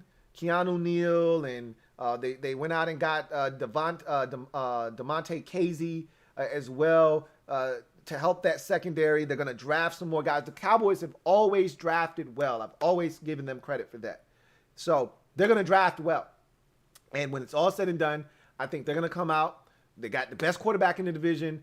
They're sitting pretty. They got all this offensive talent. They've always had offensive talent. I don't trust their head coach. I think he's a clown. But bottom line is, a lot of times you can overcome bad coaching with elite talent, and they have that on the offensive side of the football. So you look at Dallas, you look at the Giants, you look at what Washington did. We won the division last year. I'm not saying we were great, but we won the division last year. I think we've got the best division defense in the division. And so we build on that. You look at the pieces added on the offensive side of the football, and you talk about you've added a quarterback that upgrades the position from where we were last year. I don't love Ryan Fitzpatrick. I've stated that many a times, but I will admit he is an upgrade over what we put out on the field last year. Alex Smith, Taylor Heineke, Kyle Allen, and you know, all of those guys we put on the field last year. He's an upgrade over and Dwayne Haskins, every single one of them. So you feel good about that to a degree, to an extent. You love the fact that you added a receiver. That was something that had to happen. Now Terry's got a running mate. You added another receiver that I really like in Adam Humphries. So now you feel like we really got a nice little mix there. Plus you get Kelvin Harmon back in some capacity. I don't know if he'll be an H-back or tight end or a receiver. Haven't heard anything to make me feel differently that he's going to make a position switch. He's probably going to come back at wide receiver, but I think they're going to add another receiver in this year's draft. I said all of that to say this. The offense has improved. The defense was already good. It's going to get better, you'd like to think. And so I look at everybody in the division. They got better, and the Eagles pretty much stayed the same. You could argue may have even gotten worse. So, yes, I do subscribe to the Eagles not being very good. I don't think they're going to be, 3-14 or 4-13 next year. I don't think they're going to be trash. I just don't think they're going to be as good as the rest of the teams in the division. I see the Eagles, a 6-11 team. Maybe they eke out some wins and get to 7-10, but I can't see them being much better than that. And that's rare for this Eagles organization over the last 5 to 7 years. They've usually been a team that you think going into the season they've got a chance, but I just don't see it this year. So, yeah. Thank you for the super chat. The Phillies ace 34. Got another super chat. This one is from Metaphor. Thank you for your 4th super chat of the night, Metaphor. Greatly appreciate you. Who writes, our Uber driver Ron gets 5 stars if this draft hits. Look, we won't know if the draft hits or not after it's done for 2 to 3 years. So we're going to be hypercritical of the picks because either you like the player or not, prior to the draft. So you're going to have some kind of opinion as to whether we killed it or not. Everybody's gonna have opinion. You're gonna hear all these stories about who graded well, who didn't grade well in the draft. But at the end of the day, when we drafted Cameron Curl in the 7th round, I didn't like the pick. I berated the organization for the pick. There were other safeties available. I would have taken this guy and that guy and this guy. And I'm sitting here running down the list of guys I would have taken over Cameron Curl because I'm not impressed. And then the guy comes in and absolutely balls, kills it. We didn't think that he was going to be a part of this draft grade. When we talked about being excited about the draft last year, it was Chase Young. It was this dynamo athlete that we're getting that we haven't had in Washington in forever. And Antonio Gibson that we can do so many things with. We got Sadiq Charles. We might have our left tackle of the future. And we got this big stud receiver that we think is going to come in and put his nutsack on all of these cornerbacks in the NFC East. And Antonio Gandy Golden. That's what we thought the meat and potatoes of that draft last year was. And it still may be. We didn't talk about Cameron Curl. He was the second best player. Third. I'm not going to discount what Gibby did last year. Gibby was phenomenal. I think people are sleeping on just how damn good Antonio Gibson was last year. Before the injury, this guy was leading all rookies in touchdowns last year. Like, the dude was ridiculous, okay? So, I don't want to discount. He was the 3rd best rookie on this team, though, last year. For me. Some of you may think he was the 2nd. He being Cameron Curl. We didn't factor him into that excitement last year when we were talking about the draft. So, we don't know if Ron's going to get 5 stars because of this draft. If you're calling him an Uber driver, you're going to give him 5 stars. All I can tell you is that I'm confident. Whatever they decide to do, I'm going to follow them blindly at this point. I may question them, and I always do. That's why you guys come to me. Because you know I'm going to give you the reals. Whether right or wrong, you're going to get my opinion, and it's going to be strong. Okay? So I'm going to question him if I don't agree, but I'm not going to waver in my support. That's what I won't do. So Ron's going to get 5 stars from me on this draft. And as we see what this draft is, that's when you can take away stars. Okay? It'll start out, you know what? The better thing would be to give it 3 stars. And then as they improve or they don't, you can take away stars, you can add stars. I'm going to start at probably 5 because I'm excited and I trust them. And if these guys perform at a high level, it stays at 5. If they don't, I'll start taking away a 1/2 star, a whole star, another 1/2 star. And then we get 3-4 years down the road. You look up and you say, that was a 3.5 star, 3-star draft. Hard to say that though, you know, the day after the draft, which everyone loves to do. I'm guilty. I'm included in that. I'll be talking about, man, I love this pick. I love this pick. Really don't care for this pick too much. Love this pick. I wouldn't have made this selection. I'm going to do the same thing everybody else does. I'm guilty as charged. So, anyway, thank you for the super chat metaphor. Rob U. Thank you for the super chat. Rob U. Greatly appreciate you. Rob U, as always, who writes, what up, Lou? What up, Rob? Just getting in, but as always, wanted to support, and I'll definitely check out the playback tomorrow. Really appreciate you, Rob U, as always, and it'll definitely be there for you tomorrow as you prep and prepare for the draft. Got another super chat here from Jake Hutton. And once again, thank you, Rob U, for the support. And my man Jake, thank you for your support. My man Jake Hutton writes, sup, Louie? Sup, Jake? After hearing your advice, I have fastened my seatbelt in Ron's car. Hold on. This is not Ron's car by himself. This is all of our vehicles. Ron's just driving, okay? As fans, we own just as much equity in this whip as Ron, who just got here 2 seconds ago. I've been a lifelong Washington fan my entire existence, okay? So I own just as much equity in this whip as Ron. I'm just letting him drive. But I know what you're saying. He says, however, Jake says, I haven't trusted a coach like this in my life. Guy turned our culture from straight ass to admirable in 1 year. Totally get it. Now, Jake, you've got to be a young guy because obviously, if you've been a fan long enough, and it's unfortunate for me because I got the tail end of Joe Jackson Gibbs. Okay. I didn't really get to fully put all of my trust in Joe Jackson Gibbs and watch him over deliver time after time after time. Oh, how I would have loved to have gone to the vet in Philadelphia after the body bag game and getting embarrassed on a Monday night versus the Eagles. Oh, how I would have loved to have gone to the vet in the playoffs later that year, beat the Philadelphia Eagles, get Buddy Ryan fired, and win a game against a divisional foe like that. How many times did Joe Gibbs take this team on the road and win a playoff game? Chicago in 1986 in that playoff run to the Super Bowl when we beat the Denver Broncos. The famous Darryl Green punt return where he tears rib cartilage jumping over a guy.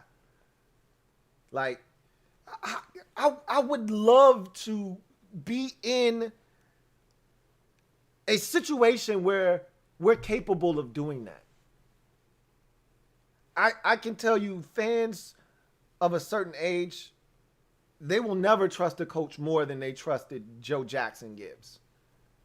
I myself can say that even the 2.0 Joe, I trusted more than any coach we've had the last decade and a half. And it's not even close. Because in my mind, I kept saying, Joe's going to take us back. You know why? Because in Joe's second year, Joe had us in the divisional round of the postseason.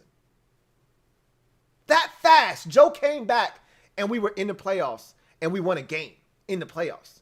And we literally were a botched snap away from a field goal that would have potentially sent us to the NFC Championship game to take on the greatest show on turf. In Joe's second year. So in my mind, I'm like, Joe's back and he's taking us to the promised land. It didn't happen. But you have to be young if this coach that just got here, literally a year ago, is the coach that you trust the most. Shows you how scarred you've been, but it also shows you just how much Ron has changed the culture in just 1 year's time. Just 1 year's time. And as you said, from straight ass to admirable in 1 year. 1 year. We're no longer the laughingstock of this division or the NFC conference or the league. Put some respect on our name. Now, it's still Washington football team. It's hard to put respect on that particular name. But the organization itself, put some respect on that. Put a little respect on that. So, I feel you, Jake. I feel you. Thank you for the super chat. Greatly appreciate you, Jake Hutt. The Phillies ace, 34. Thank you for the super chat. Double up. Thank you for doubling up. The Phillies ace 34. Greatly appreciate you. The Phillies ace 34 writes, we all know Howie has been bad in draft. What player would scare you if Eagles draft? And out of the Giants and Dallas, what team may fall on their face? Let's go. Excuse me. So you're right. Howie hasn't been the best drafter, and I thought last year was one of his worst. You know, there have been times when I said Howie is being over aggressive and going up and getting a guy, and then the Eagles come out of the draft with like four players.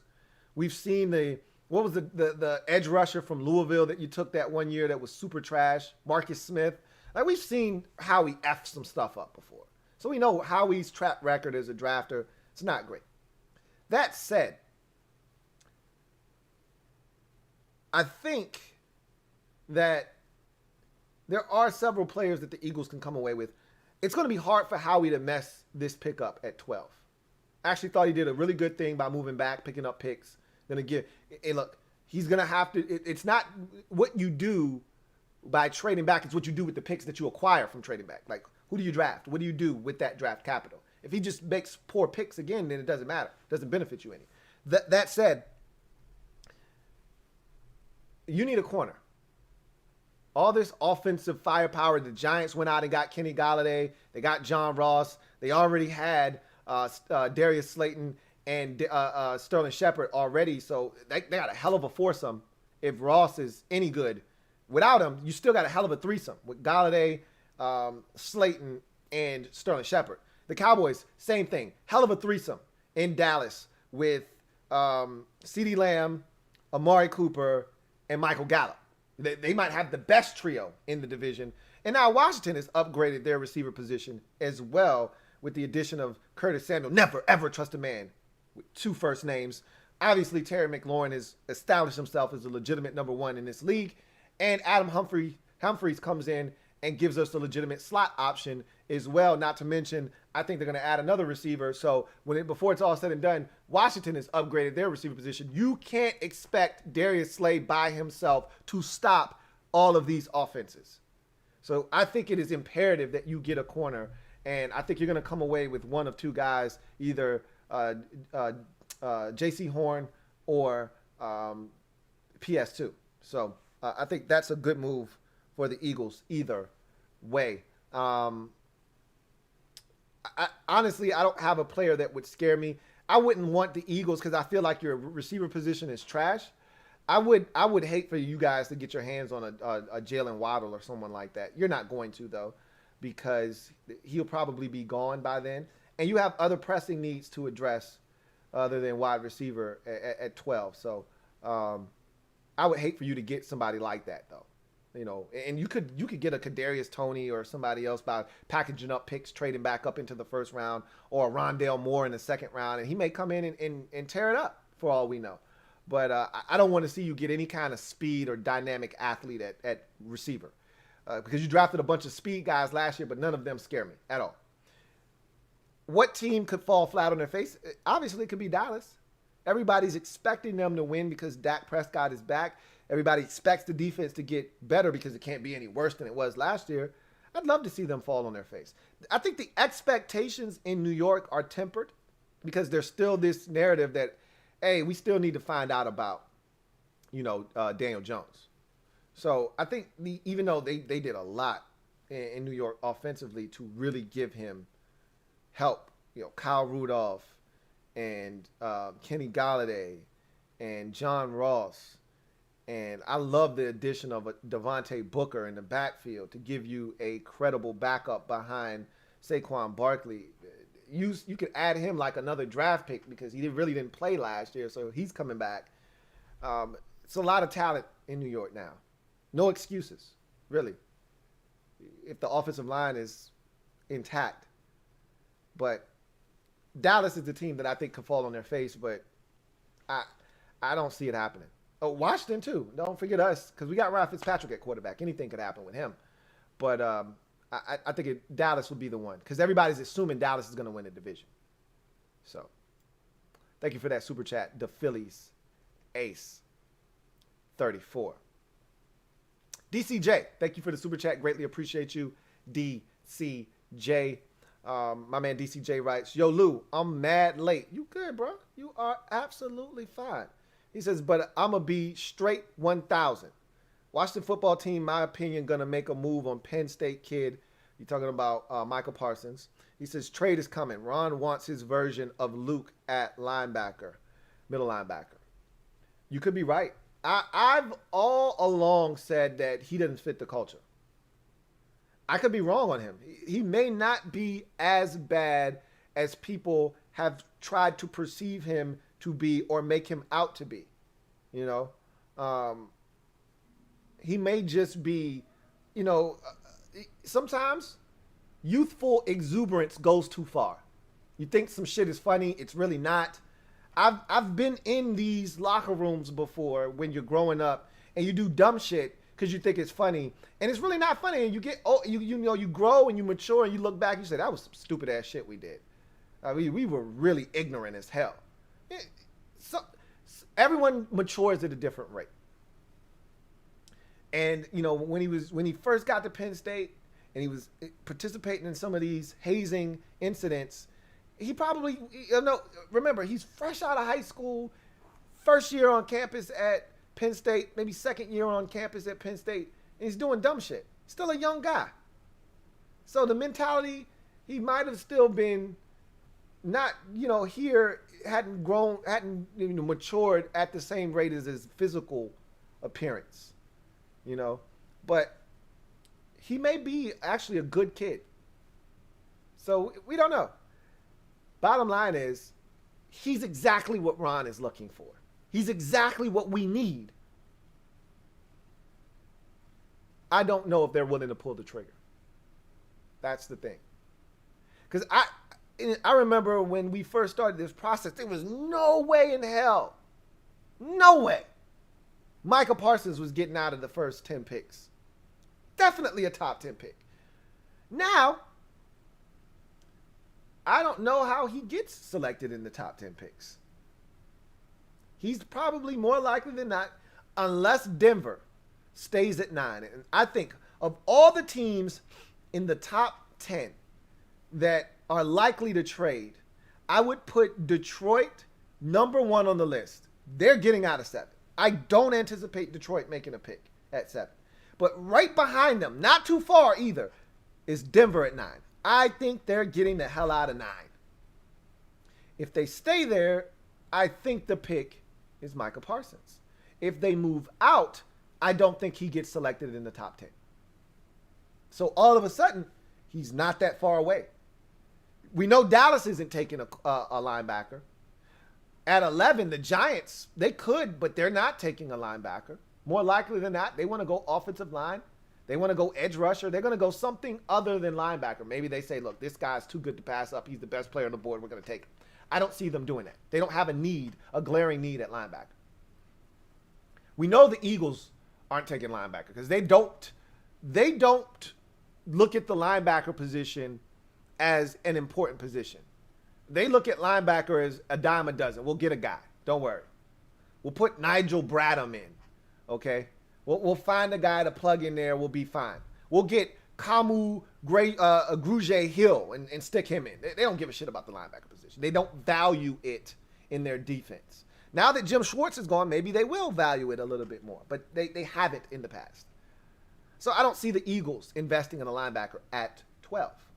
So you get to 13, the Chargers aren't taking a linebacker. They've taken linebackers the last 3 out of 4 years in the first round. They're not taking a linebacker in this year's draft. And they got Drew Tranquil. And they got Kenneth Murray, who they drafted last year. And they got all these guys that they've drafted. They are fine at linebacker. They're not spending a first-round pick on a linebacker. So then you get to 14 at Minnesota. Well, they still got Barr, and they still got Kendricks. They're not drafting another linebacker. So then you get to 15. You see where I'm going with this. I said all of that to say this. There's a chance he could fall down the board. But we're not the only team that thinks that this guy is a slam dunk type of prospect. So if he continues to slide and he gets closer and closer, somebody else looks at him and says, like a New England, for instance, gotta have this kid. I can do so many things with him. So they say, you know what? We'll go up to 14 or we'll go up to 13.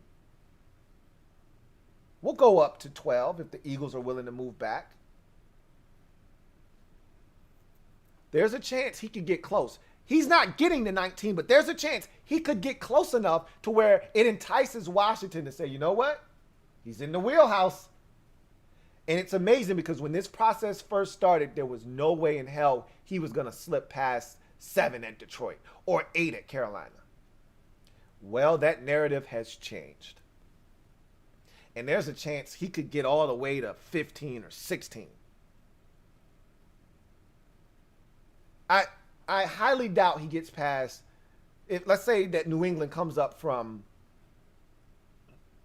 15 to 7. Or 15 to 8. Doesn't really matter. And that team that was at 7 or 8, Detroit or Carolina, is now at 15. I can see that team saying, all right, we move back and we still got a top 10 talent in Micah Parsons. We're going to take him. I could also see that team saying, no, we're good. We got another position in mind that we're going to take. Arizona is in a position where they could use a linebacker. They could definitely use this guy. But remember, what did they draft last year in the first round? Do you remember? Because I do. They took a linebacker last year out of Clemson. Simmons. Are they going to do it again 2 years in a row? Probably not. No way in hell he gets past the Raiders at 17. And that's why you got to start thinking about going up. Because the Raiders, they just need impact players. Period. Every level. D-line, linebacker, corner, safety, doesn't matter. They need impact players on the defensive side of the football. They don't have enough of them.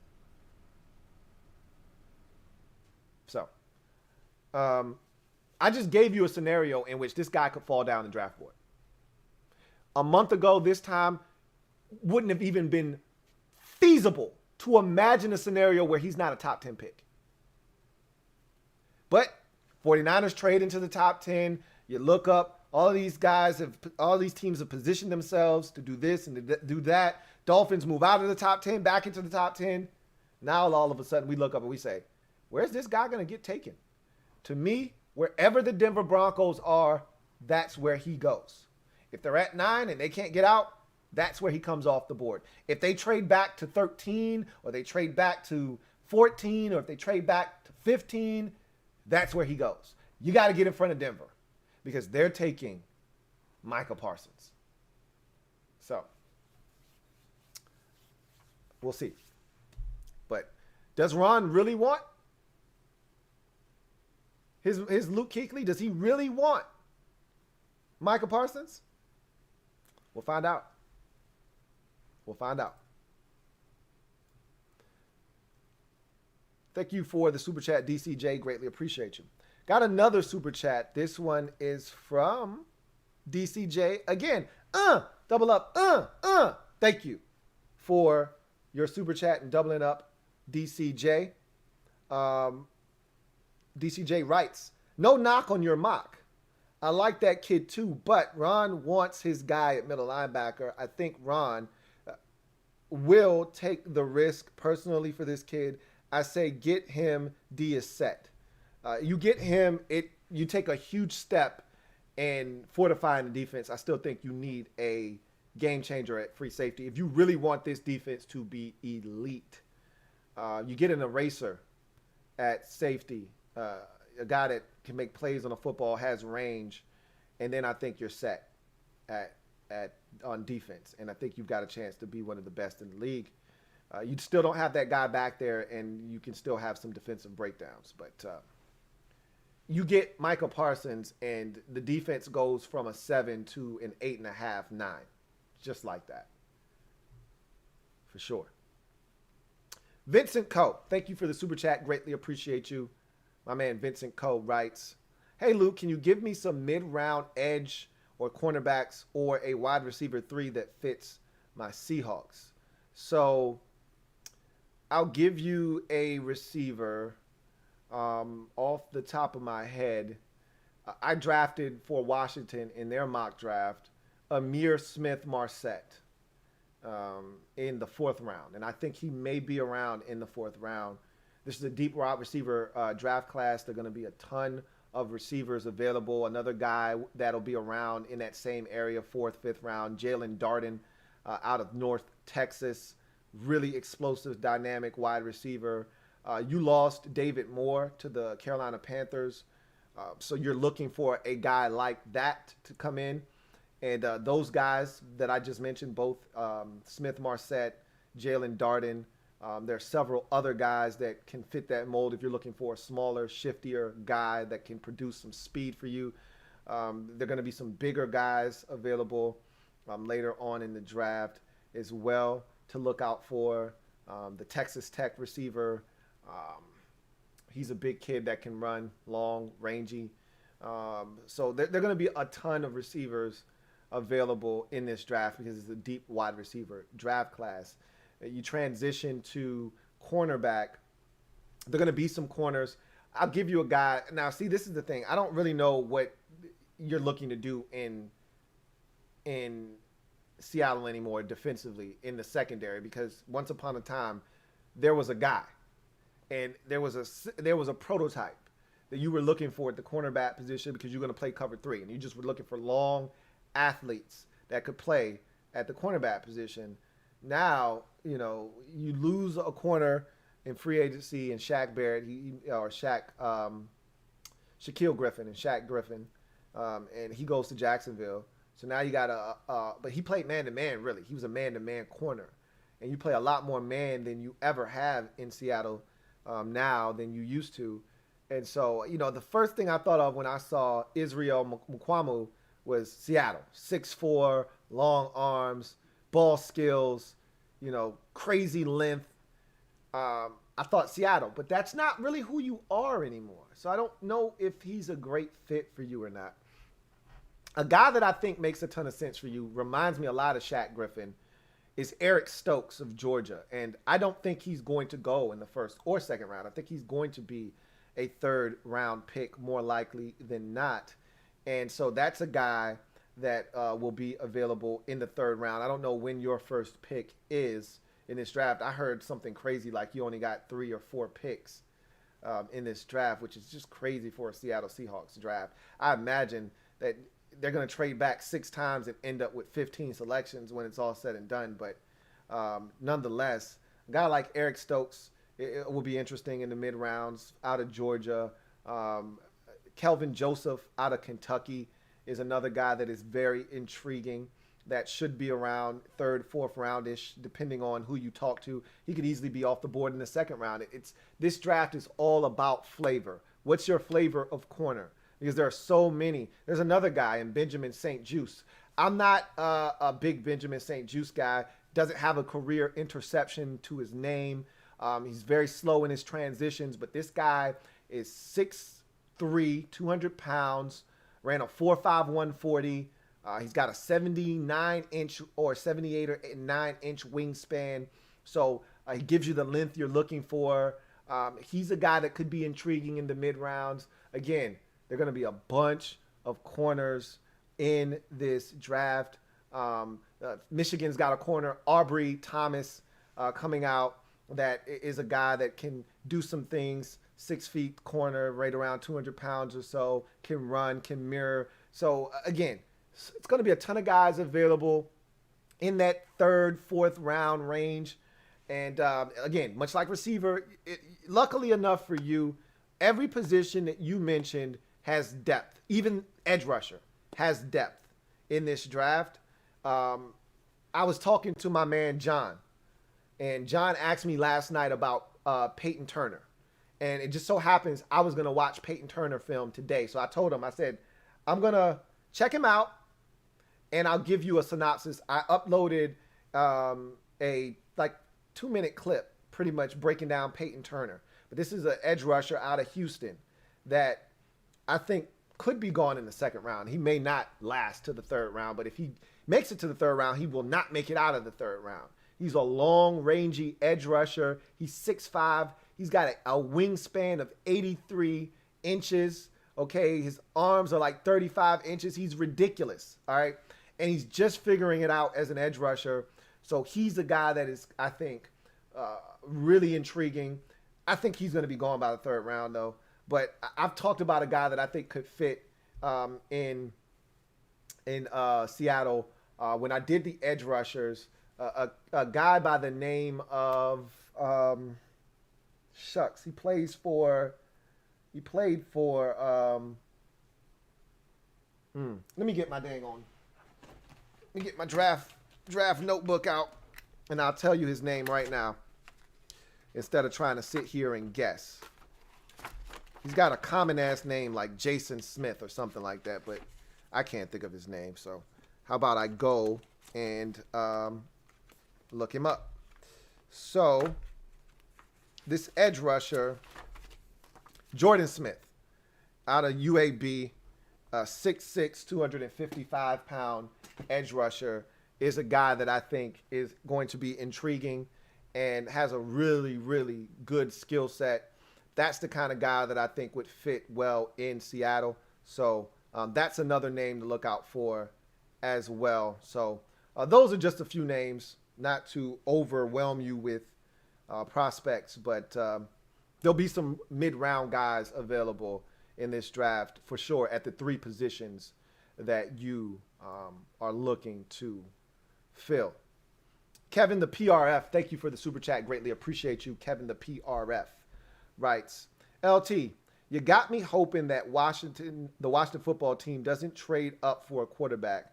You're going to be sending Ron hate mail for throwing those plastic breadcrumbs down for you. Look, man, I don't think he's going to trade up for a quarterback. I don't see it happening.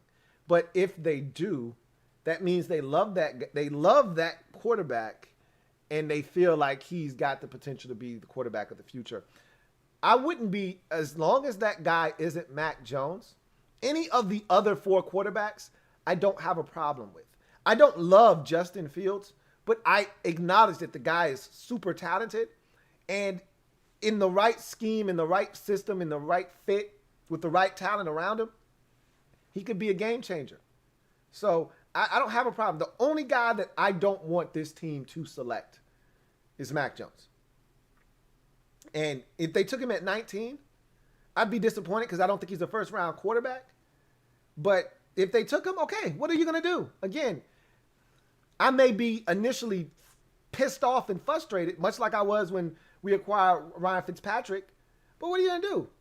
You get on board, and you hope that it works out for us. You hope that you're wrong.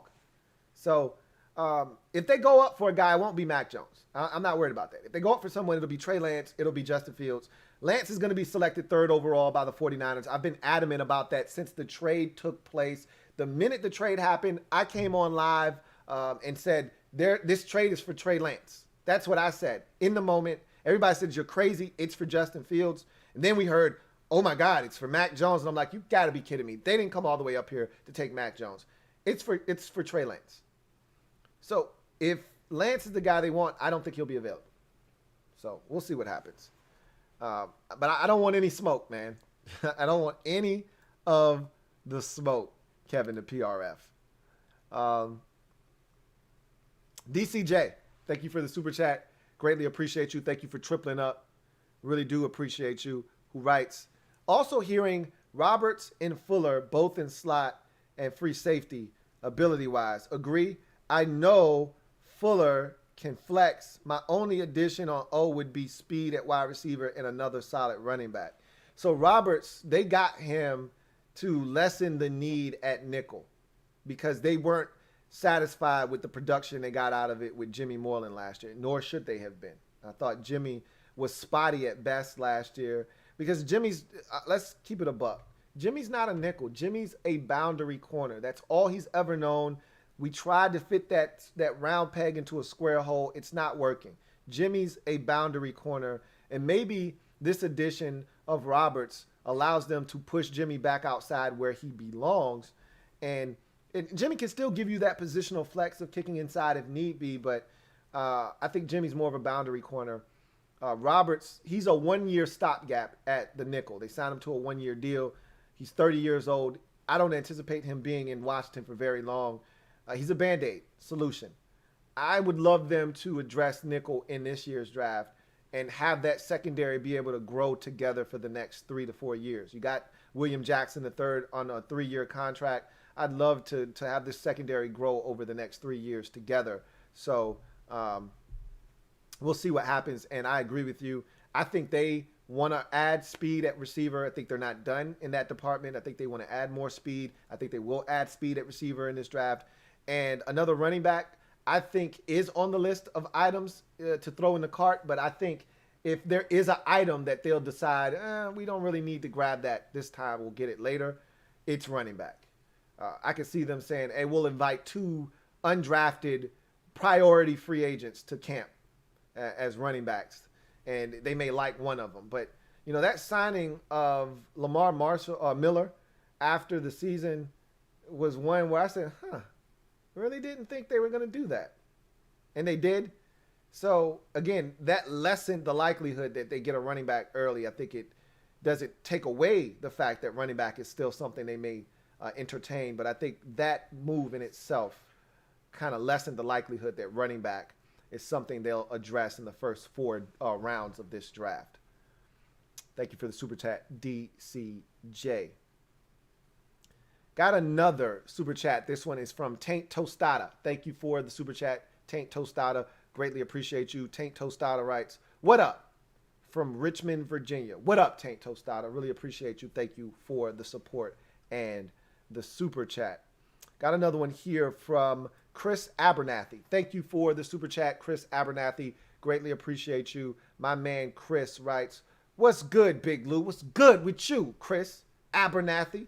He says, just now came into the live, just shouting you out, and to remind people to like and subscribe to the LTN for the best Washington football team coverage. With that assist, I'm going to go ahead and put that one in the hoop. As my man Chris just said, please subscribe to the Louie T Network for more great content. Turn on your notification bell so you don't miss a thing, and like the video. You guys are doing a tremendous job with the likes. We're at 239 likes at this moment, but there's still over 440 of you out there, so we can do more damage. We can get this thing to 250 and eventually 275 and maybe even 3 bills before this is done. So please, as Chris said, please subscribe and like the video. I really do appreciate you, Chris. Thank you so much for the support. Got another super chat here. This one is from DCJ. Thank you for your 4th super chat of the night. Really appreciate you as always, DCJ, who writes, us as a whole Washington football team fans sleep on the O-line. Biggest problem is inconsistent physical run game like we all are used to, but overall good pass pro and some run. Like I said earlier in the show, and I think you said you showed up late, so you might have missed when I said this. We're not a physical offensive line. We're not a physically imposing, create a new line of scrimmage rushing team. That's not what our offensive line has been. And I go all the way back to Jay Gruden. That's not who we've been. Mike Shanahan, when he was here, that's not who he is as a scheme, an offensive scheme. However, he can generate offense on the ground because of his zone run blocking scheme, which is why Kyle Shanahan every year it has the 49ers in the top 3 in rushing yards. They were number 1 last year despite not having a quarterback for much of the year, because that's just what they do. They churn out yards on the ground and they get specific offensive linemen that fit what they want to do. That's not who we are. We're more of a finesse pass blocking offensive line. We don't move guys. We can put hat on a hat, but we're not creating a new line of scrimmage. That's not who we are. You know, someone had brought up earlier about drafting Najee Harris at 19. He's not saying that's what we're going to do. He's just saying, could you imagine if we had a 1-2 punch of Najee Harris and Antonio Gibson? And I'm like, yeah, that's cool, but this offensive line isn't built to do what the Tennessee Titans and the Baltimore Ravens and teams like that do. We're not road graders in the run game. That's not Morgan Moses. That's not Chase Rouillet. That's not, Cornelius Lucas. Never, ever trust a man with 2 first names. You know, Wes Schweitzer and Brandon Sheriff have shown that nasty. They've shown that nasty streak to be able to put a guy's dick in the dirt. But that's not who we are collectively as an offensive line. So you're right. That's not. I think I've already grown accustomed to the fact that that's not who we are. I've resided to the fact that that's not who we are. I've resigned to that fact, and that's why I'm comfortable knowing that that's not who we are, and that's not what we're going to do. So I don't look for it anymore. If we can just stay relatively balanced in the run game, I'm cool with that. It's when we can't run at all, that's when it becomes problematic. Thank you for the super chat, DCJ. Metaphor, thank you for your 5th super chat. Can't see you. Really appreciate you. Metaphor, who writes, Gibbs was driving that NASCAR. Now Ron's driving. You're right. Joe Gibbs was driving that NASCAR, transitioned beautifully right over to NASCAR and started winning over there with Joe Gibbs Racing. Now Ron's got the wheel, and we'll see where he takes us, man. Joe was able to drive us to 3 of them things, 3 of those chips. We were driving, and then we saw a sign that said Super Bowl, 2 exits in 2 miles. And Joe got off on that exit, got back on. You know, we enjoyed ourselves for a little while, got back on the road, drove for another, 30 miles or so. Another Super Bowl exit. Joe got off on that one. And then got back on the road, and then Joe drove for it. And this time it took a little bit longer. But Joe drove for another 40, another 60 miles. And then it said another Super Bowl. Joe got off on that one too. Before finally saying, all right, man, I done put 200,000 miles on this whip. Y'all need a new car.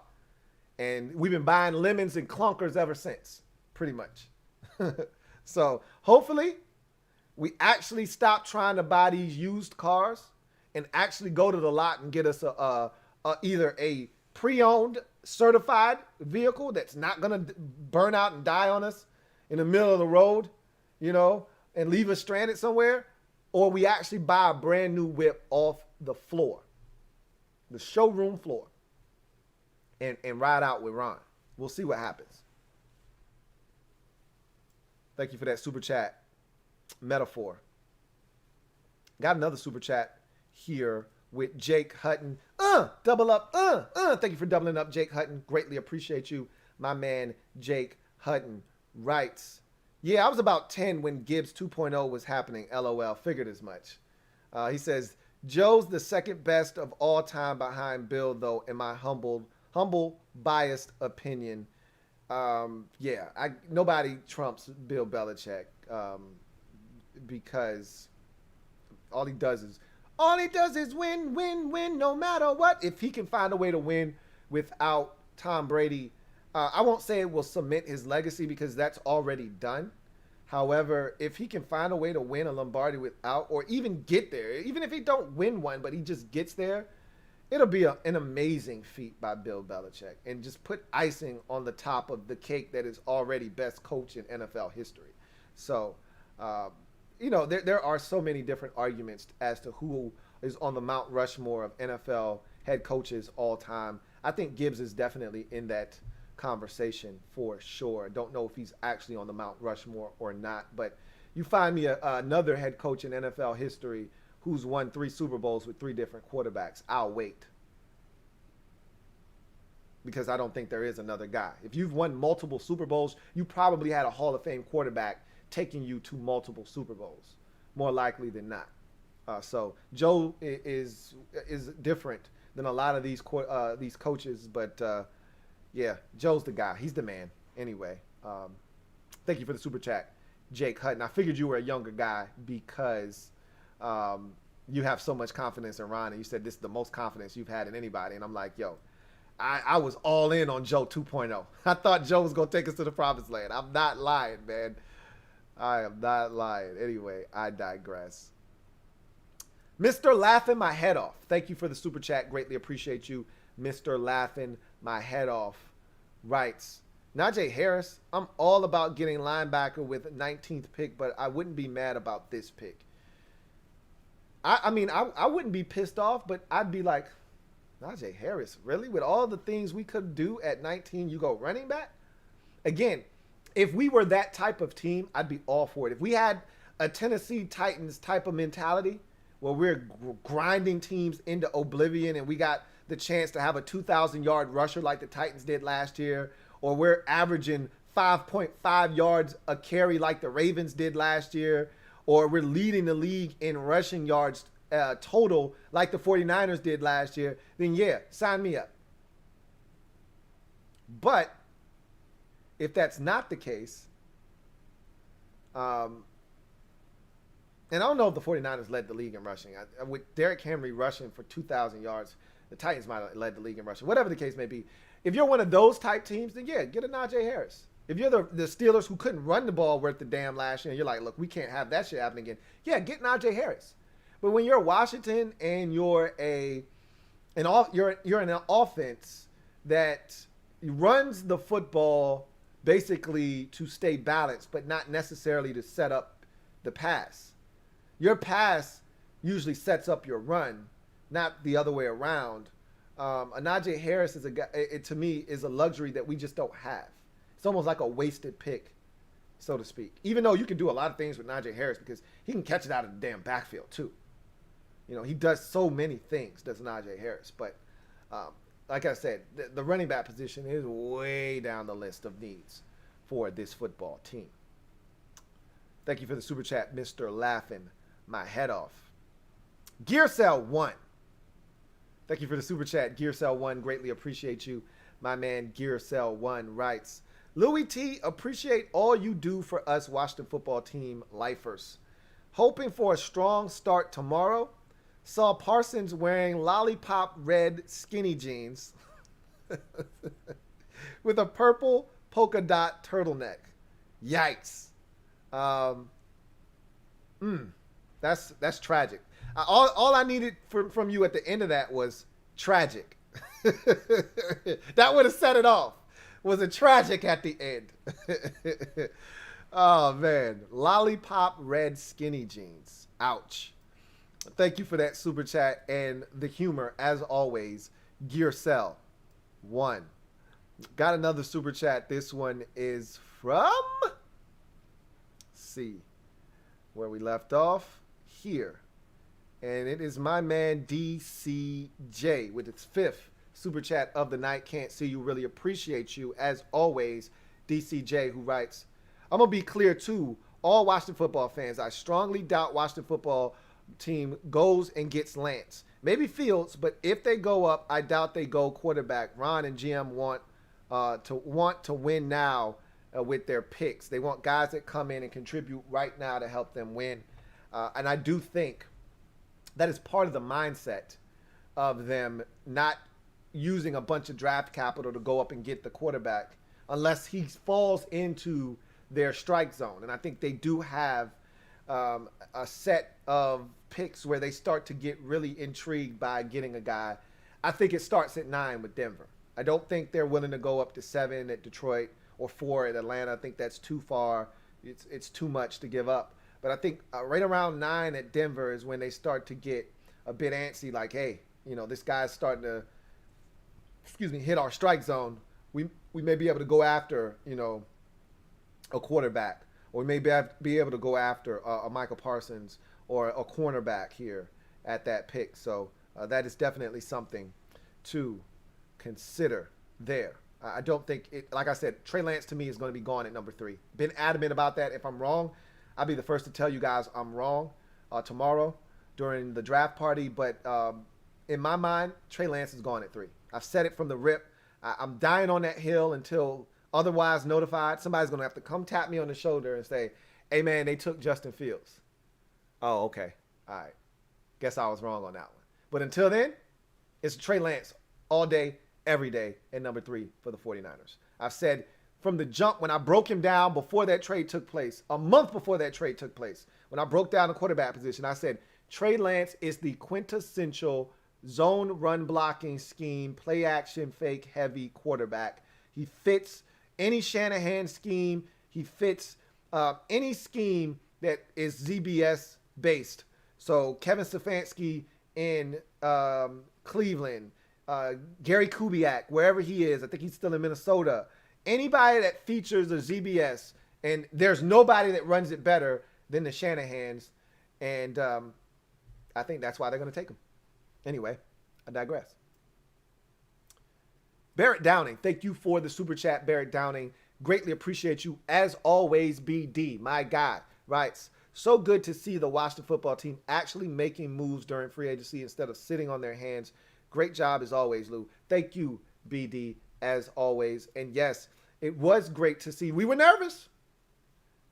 We'd be lying if we acted as if we weren't nervous. I can't tell you how many of you guys hit me up like, what are we doing? What are we waiting on?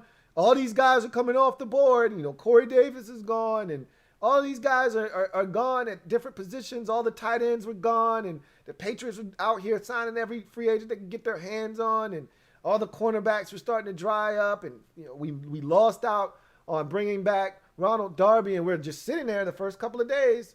Fans got nervous, and then it was Ryan Fitzpatrick one night, and then the next night it was William Jackson, and then the next night after that it was Curtis Samuel, and just like that, Washington had checked off just about every box that was a big-time need in the offseason outside of tight end, and then they get us Samus Reyes, and you're like, damn, I love it.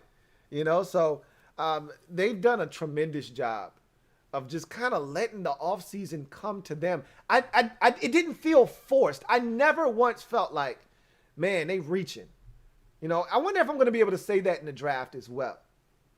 Because this offseason, it kind of felt like they just played it like cool. Like, hey, I always give you the analogy of, the girl is feeling you, but you want to kind of play hard to get. Like, you don't want to let her know you sweating her. So You know what I mean? You get the number, but you don't call her that first day because you want to let her know, like, you cute and all, but you ain't all that. Even though you do think she's all that, but you can't let her know you sweating her. That's how I felt like we carried the offseason. Like, yeah, we know we need wide receiver, but we ain't going to trip. We good. Yeah, we know we need a corner. We just lost Ronald Darby, but we ain't going to trip. We good.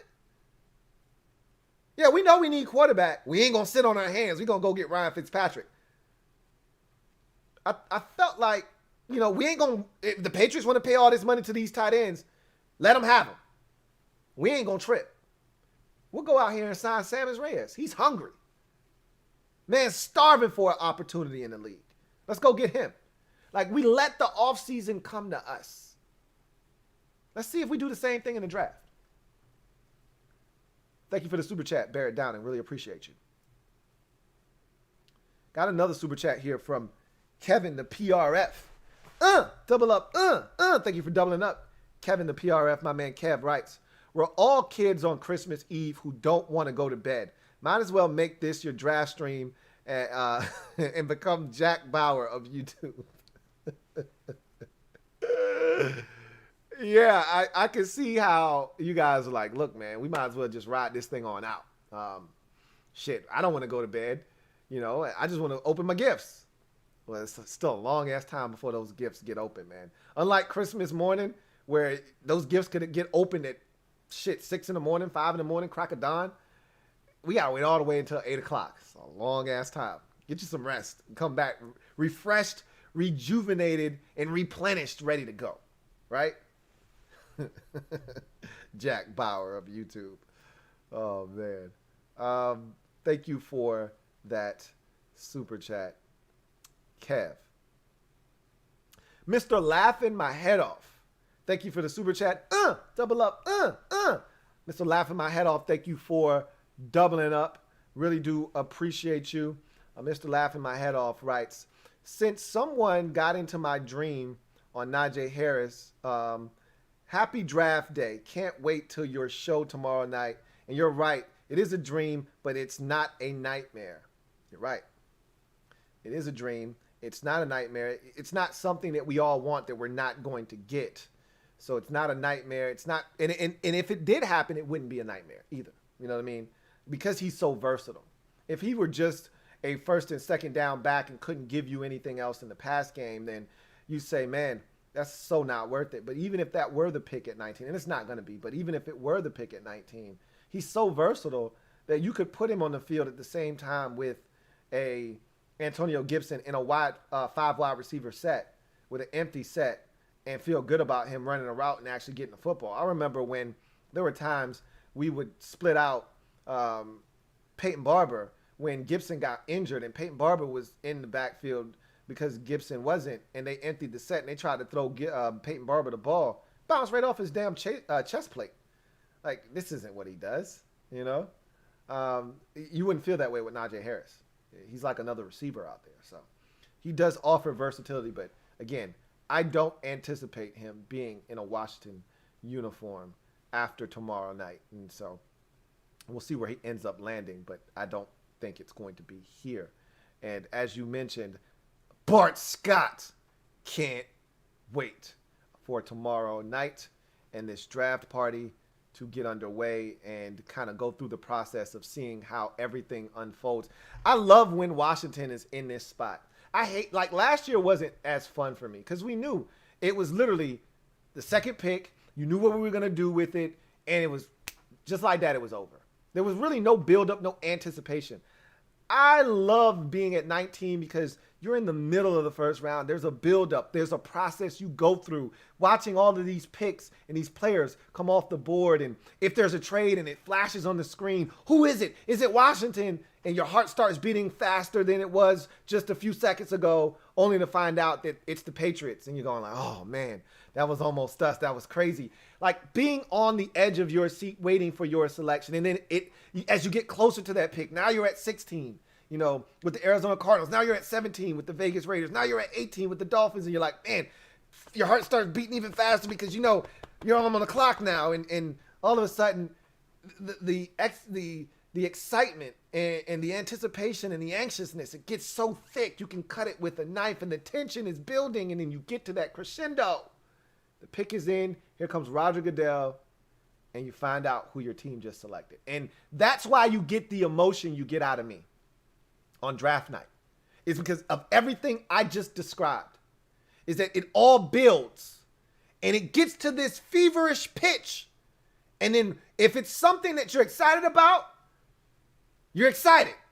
If it's something that you didn't want to happen, it's your worst fears confirmed, all of that tension then comes out in a rage. And that's happened to me on camera multiple times during the draft.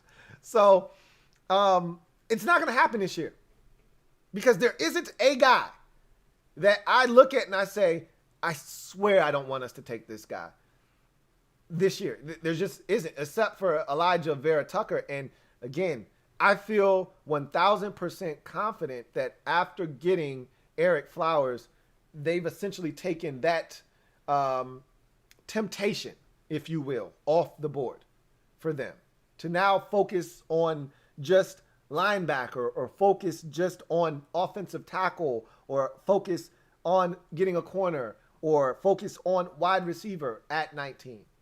They took guard off the board, essentially. Even though he can play multiple positions on the offensive line, I think he's more of a guard. So, for whatever that's worth, thank you, Mr. Laughing My Head Off. Joseph's Journey. Thank you for the super chat, Joseph's Journey. Greatly appreciate you. Joseph's Journey writes, most disappointing player we've ever drafted. Geis? Nah, not even close. He was a second-round pick.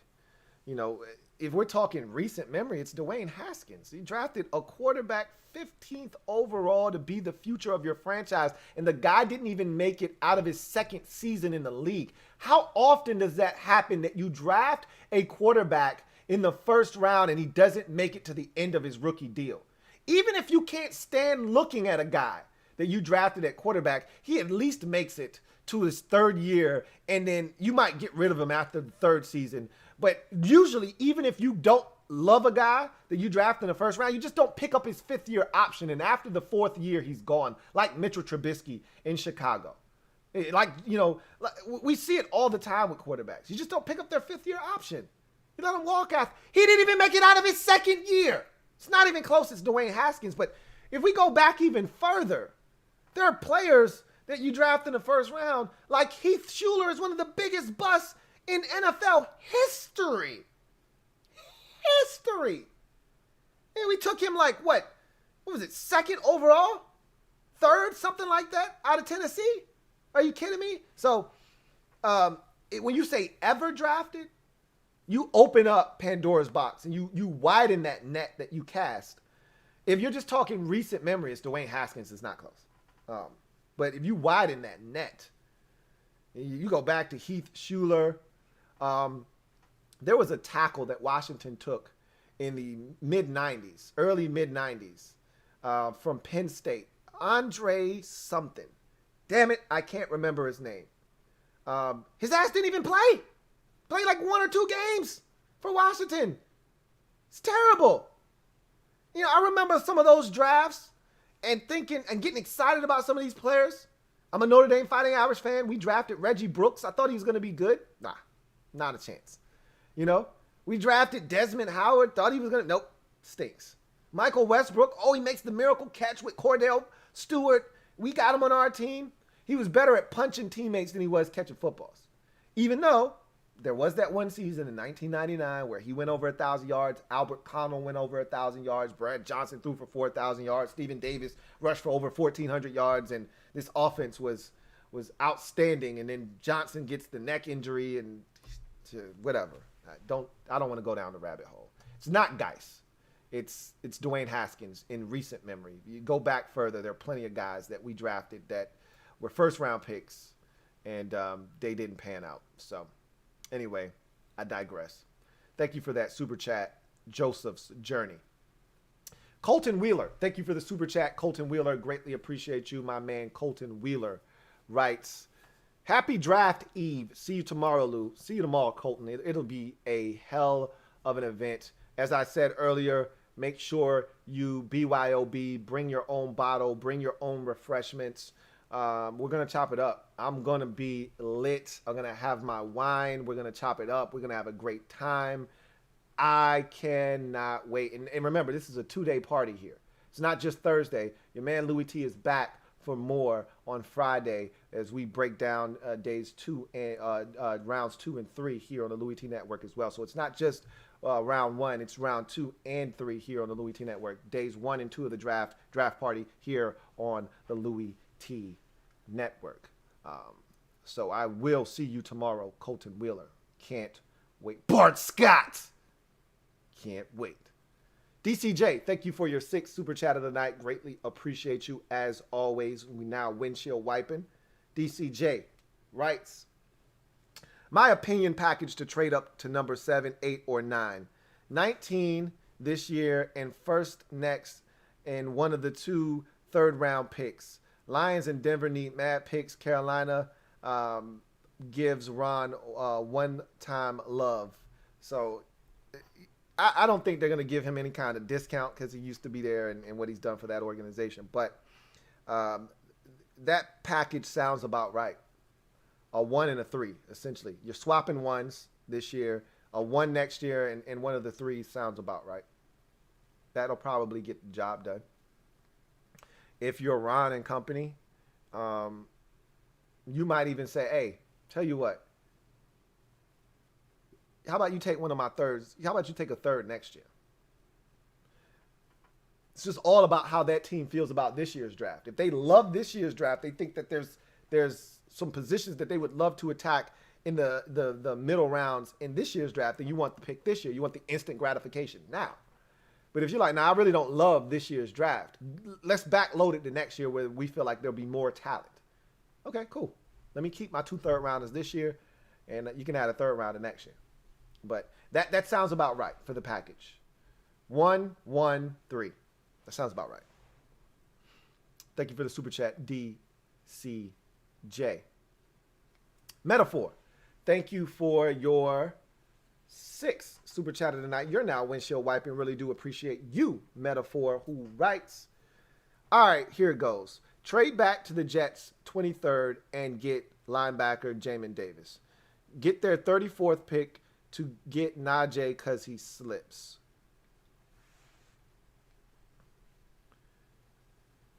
If the Jets come up, let's say they want Caleb Farley, and they come up from 23 to 19 to get him. You move back. I think Jamin Davis is still available at 23, so that's a really good move. You pick up capital, and you still get the guy that you were thinking about taking at 19. Sounds great. Then you get to 34.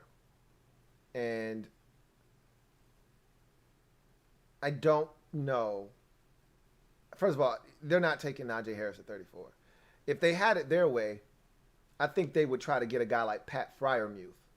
I think he's gone at 33. I've told you that already. Jacksonville's going to take him with the first pick of the 2nd round. But if they don't, and they go in a different direction, then maybe Pat Freiermuth is an option at 34.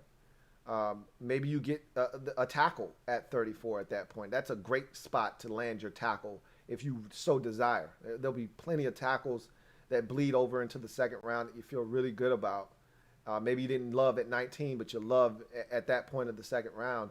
The possibilities are endless at 34. If you could get a trade like that in a scenario where you trade back with the Jets, get a guy that you still love 4 picks later, and then pick up 34th overall, and who's to say the Jets are willing to give you 34 to move up 4 spots? I don't know if that's an equal deal or not, but one thing's for sure, if you could get a pick like that, you'd feel damn good if you were Washington, because the possibilities are endless at 34. Man, there's so much you could do at 34 that wasn't available to you at 51. So that would be really, really intriguing there. That proposal by Metaphor. Thank you for that super chat. Metaphor. Got another super chat. This one is from Clumsy Jedi 26. Thank you for the super chat, Clumsy Jedi 26, who writes, what pick scares you the most that our division rivals can make in the first round? For me, I don't want, it's going to happen, I think. But I didn't want Dallas to get Patrick Surtain II. I didn't want, I would have preferred them get any corner but him because he's so good. He's so polished. He's so clean. There's not a lot of defects or holes in his game. He's the kind of guy that could potentially erase a side of the field in this league. And I just didn't want their defense to be able to lean on that crutch. You know, for years, they had Byron Jones on that one side, and even if the defense stunk, at least Byron Jones was holding it down on one side. So he gave them something that they could at least hang their hat on defensively. They don't currently have that. Even with Trayvon Diggs, who they drafted last year, teams went after him. And we went after him. Terry scorched him for a deep ball touchdown. He may get better, but I wasn't a big Trayvon Diggs fan coming out of Alabama. So I'm not afraid of him at all. But he may evolve into a damn good corner. But Surtain is legit. You get him, and I could see him, you know, not necessarily shutting Terry down, but making life miserable for Terry and for other receivers in the division. You know, this is the division loaded at receiver now, all of a sudden. It went from, is Terry the best receiver in the division? And the only guy that we could really have a conversation about that with is Amari Cooper, and I'm not the biggest Amari Cooper fan. But now, all of a sudden, this division is loaded. CeeDee Lamb is in this division. Kenny Golladay is in this division. I think Darius Slayton is a really good number 2 now that he's no longer carrying the burden of having to be a number 1. So, and hell, Michael Gallup is probably the best kept secret in the entire division.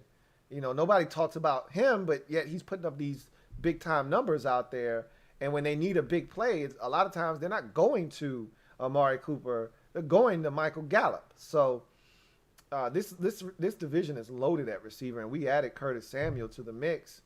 So going out and getting a guy like Patrick Surtain II is the worst case scenario, and they're going to do it. They're going to do it. I would prefer them get J.C. Horn or somebody like that I feel like he's a walking pass interference penalty waiting to happen. Yeah, he might end up, you know, being good, but he's going to have his fair share of hiccups. This guy, Patrick Surtain II, he's so clean. Like, he doesn't even pick up penalties for real, you know? So I equate him to Kawhi Leonard. I said he's like the Kawhi Leonard of, you know, football, potentially. He's just so even keel. He's a guy that pretty much doesn't show a ton of emotion. He's just a smooth operator. So, yeah, that's the guy for me. But we'll see. We'll see what happens. I'm not afraid by any stretch of the imagination because he only can cover one guy. He can't cover 4 guys. But still, you know, that's the one guy. You know, at one point early in this process, I was like, man, I don't want the Giants to get Jalen Waddle or, you know, the Eagles to get Jalen Waddle. To hell with all of that now. You know, I don't care about that anymore because who's getting him the football in Philadelphia if he landed there? In New York with the Giants, shit, look at all the talent they got a receiver already. You know, like at this point, Waddle's like overkill now. They already got a ton of talent now. If we can't cover or we can't get to Daniel Jones, they've got enough guys to exploit us now. So Waddle would have just been like a cherry on top. So now it really is like, all right, defensively, who can slow down what we were putting on the field? And that guy for me is Patrick Surtain II.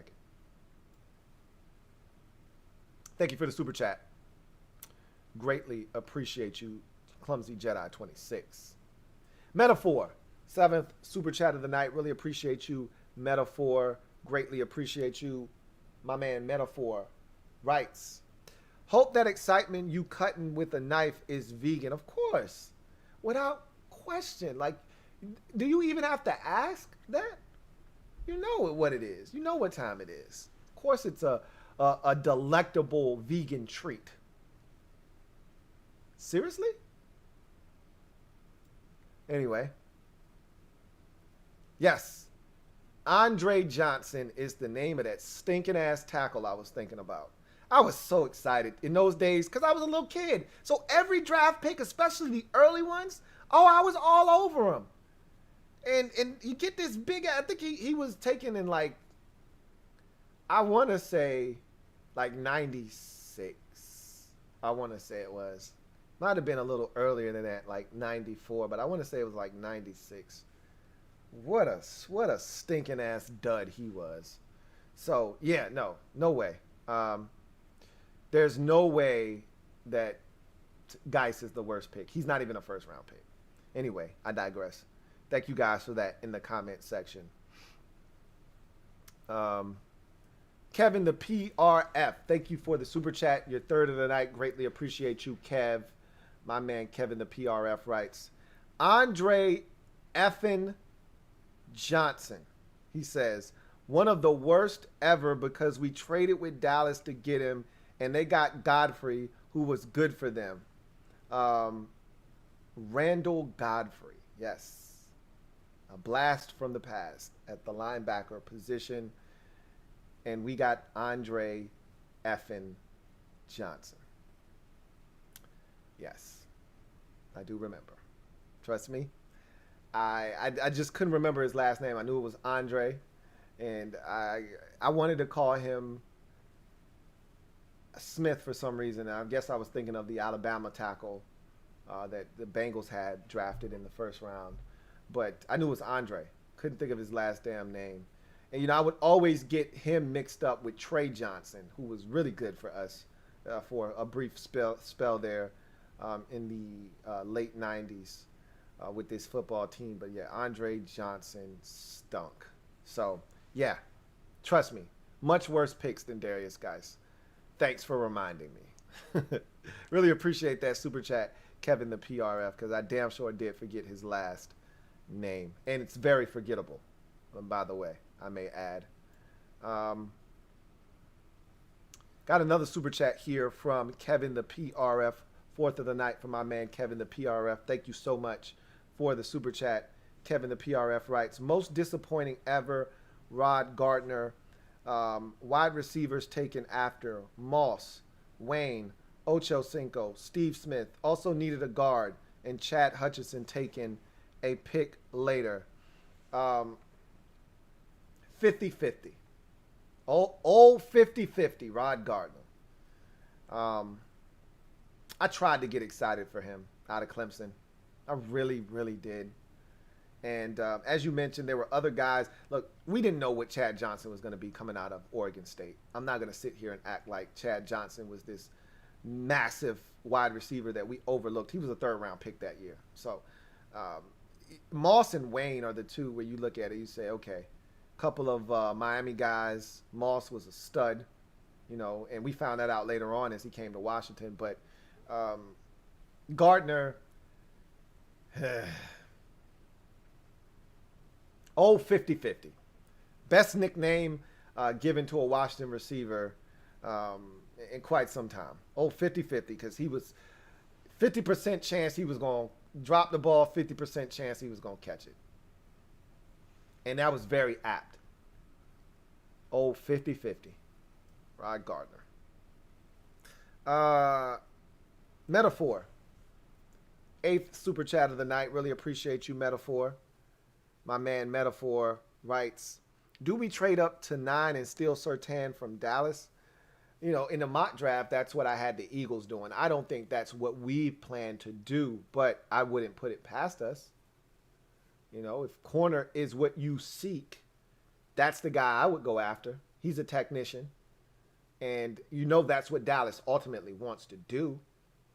So, sure, that's in play, but they're not going to do it just because they want to spite Dallas. They're doing it because they love him and they think he completes their defense, their secondary.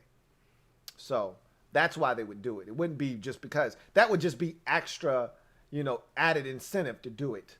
You know, it would be the equivalent of, hey, do you want whipped cream on this? Yeah. Yeah. Put the, yeah, a little bit. Yeah. You know, Like when you go to Wawa and they ask you, do you want whipped cream inside your smoothie? You're damn right. You fill that bitch up. That's what that would be. Not, you wouldn't get the smoothie for the whipped cream, but I want it on the top. You wouldn't go in front of Dallas because it's Dallas. You're just going up because they're the team that's going to take him. If that team would have been Detroit, it wouldn't have mattered. If you really want this guy and you think they're going to take him next, you get in front of him. It just so happens to be Dallas, so it's a double whammy, and you're like, yeah, that's good too. But, yeah. Anyway, I digress. Kevin the PRF. 5th super chat of the night. Really do appreciate you, Kev. As always, my man Kevin the PRF writes, don't underestimate Dallas's ability to draft shit corners. They haven't really missed of late. I will say this. They didn't hit with Chidobe Awuzie. They didn't really hit with the Michigan corner. But he's still in Dallas and still has a chance to change the narrative. But I don't really see him turning things around. But they did hit with Byron Jones. They didn't hit with Morris Claiborne. So they haven't had as much success. Trayvon Diggs, jury's still out on him. He's only been in the league 1 year. You saw flashes of a good football player, but you also saw flashes of a guy that could get beat deep. So we'll see. They're not messing this one up. If he's there, they're taking him. They're not going to mess this one up. So, excuse me. I hope you're right, though. Hope they say, oh, you know what? We really like J.C. Horn instead. They're not doing that. DCJ, thank you for the super chat. 8th of the night. Really appreciate you, DCJ, who writes, yo, Lou, 7-7 from the line. Crushing Shaq, number 34. 7 for 7 from the line. Okay, I got you.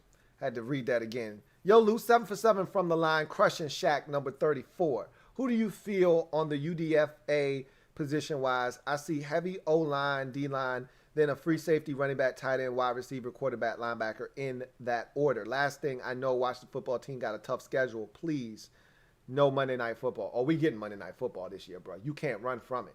You cannot run from it. We won the division. We got Chase Young. Everybody thinks we're going to be fun. We got Ryan Fitzpatrick. We added Curtis Samuel. Never, ever trust a man with 2 first names. This is an exciting team, whether you like it or not now. And I'm not saying that, everybody wants to watch us, but we're still a national brand, okay? We're still a team that does well for the networks, especially when we're playing other NFC East teams. So now that we are perceived to be better, they're going to put us on Monday Night Football. We're going to be on primetime television. I guarantee you at least 3 primetime contests for the Burgundy and Gold. At least 3. We had 1 game, and that was Thanksgiving last year. That was it. They said, we'll throw you 1 bone on Thanksgiving. We're going to get 3 primetime games, no less than 3 this year. Guarantee it. Book it right now. As far as the UDFA situation is concerned, I think honestly, it's hard to say right now what they'll do because that will be dictated by what they didn't get in the draft that was on the shopping list. If you say heavy O-line, D-line, but what if they are able to put a couple of O-linemen and a D-lineman in the cart during the draft? Then that changes your whole perspective. And then by doing so, you never got to get a free safety. You never got to get a running back. That wide receiver that we talked about them adding, they never got to do that. So now that's when you go to the free agency, the UDFAs, and you start grabbing as many of those as you can and throwing them in the cart. And they become even more important. So for me, it's hard to say now because if you take care of those positions, how do we know we don't trade back, as my man Metaphor came up with the scenario of trading back 4 spots with the Jets to 23, and then how do you know they don't select Trayvon Moehrig at that point? You don't. And if they do that, now all of a sudden free safety, not really that big of a need. So you don't know what's going to happen. That's why it's hard to say that. But we definitely do have a tough schedule, and we are going to be, whether you like it or not, we are going to be on primetime television. So, anyhow, that is it right there from a Super Chat perspective. And we've been at it over 3 hours, so we got a long weekend ahead of us.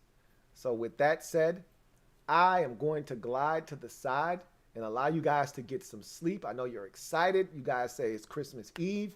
Well, go to sleep. Like I always tell the little ones, go to sleep. The faster you go to sleep, the faster you wake up, and it's Christmas.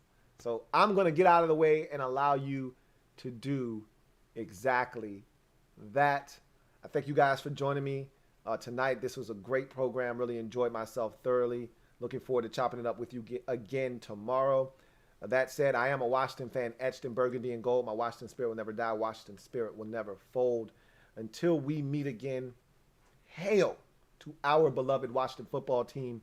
We will be live tomorrow for the draft. I think I may come on with the pregame at 7:30 to get everyone prepared for the draft itself. It'll be 2 separate streams if I do that, a 7:30 stream, and then we'll do a reconnect at 8, and then it'll be draft party live. But I'll let you guys know. You'll know in advance how it's going to be, whether it's just the straight 8 o'clock, hit the ground running draft party, or we get the pregame and then we get the draft party at 8 o'clock. So whatever the case may be, we're going to have a blast tomorrow. Bart Scott can't wait. In any event, that's it. I'm out of here. Remember, get off the bench, get in the game with your man Louie T.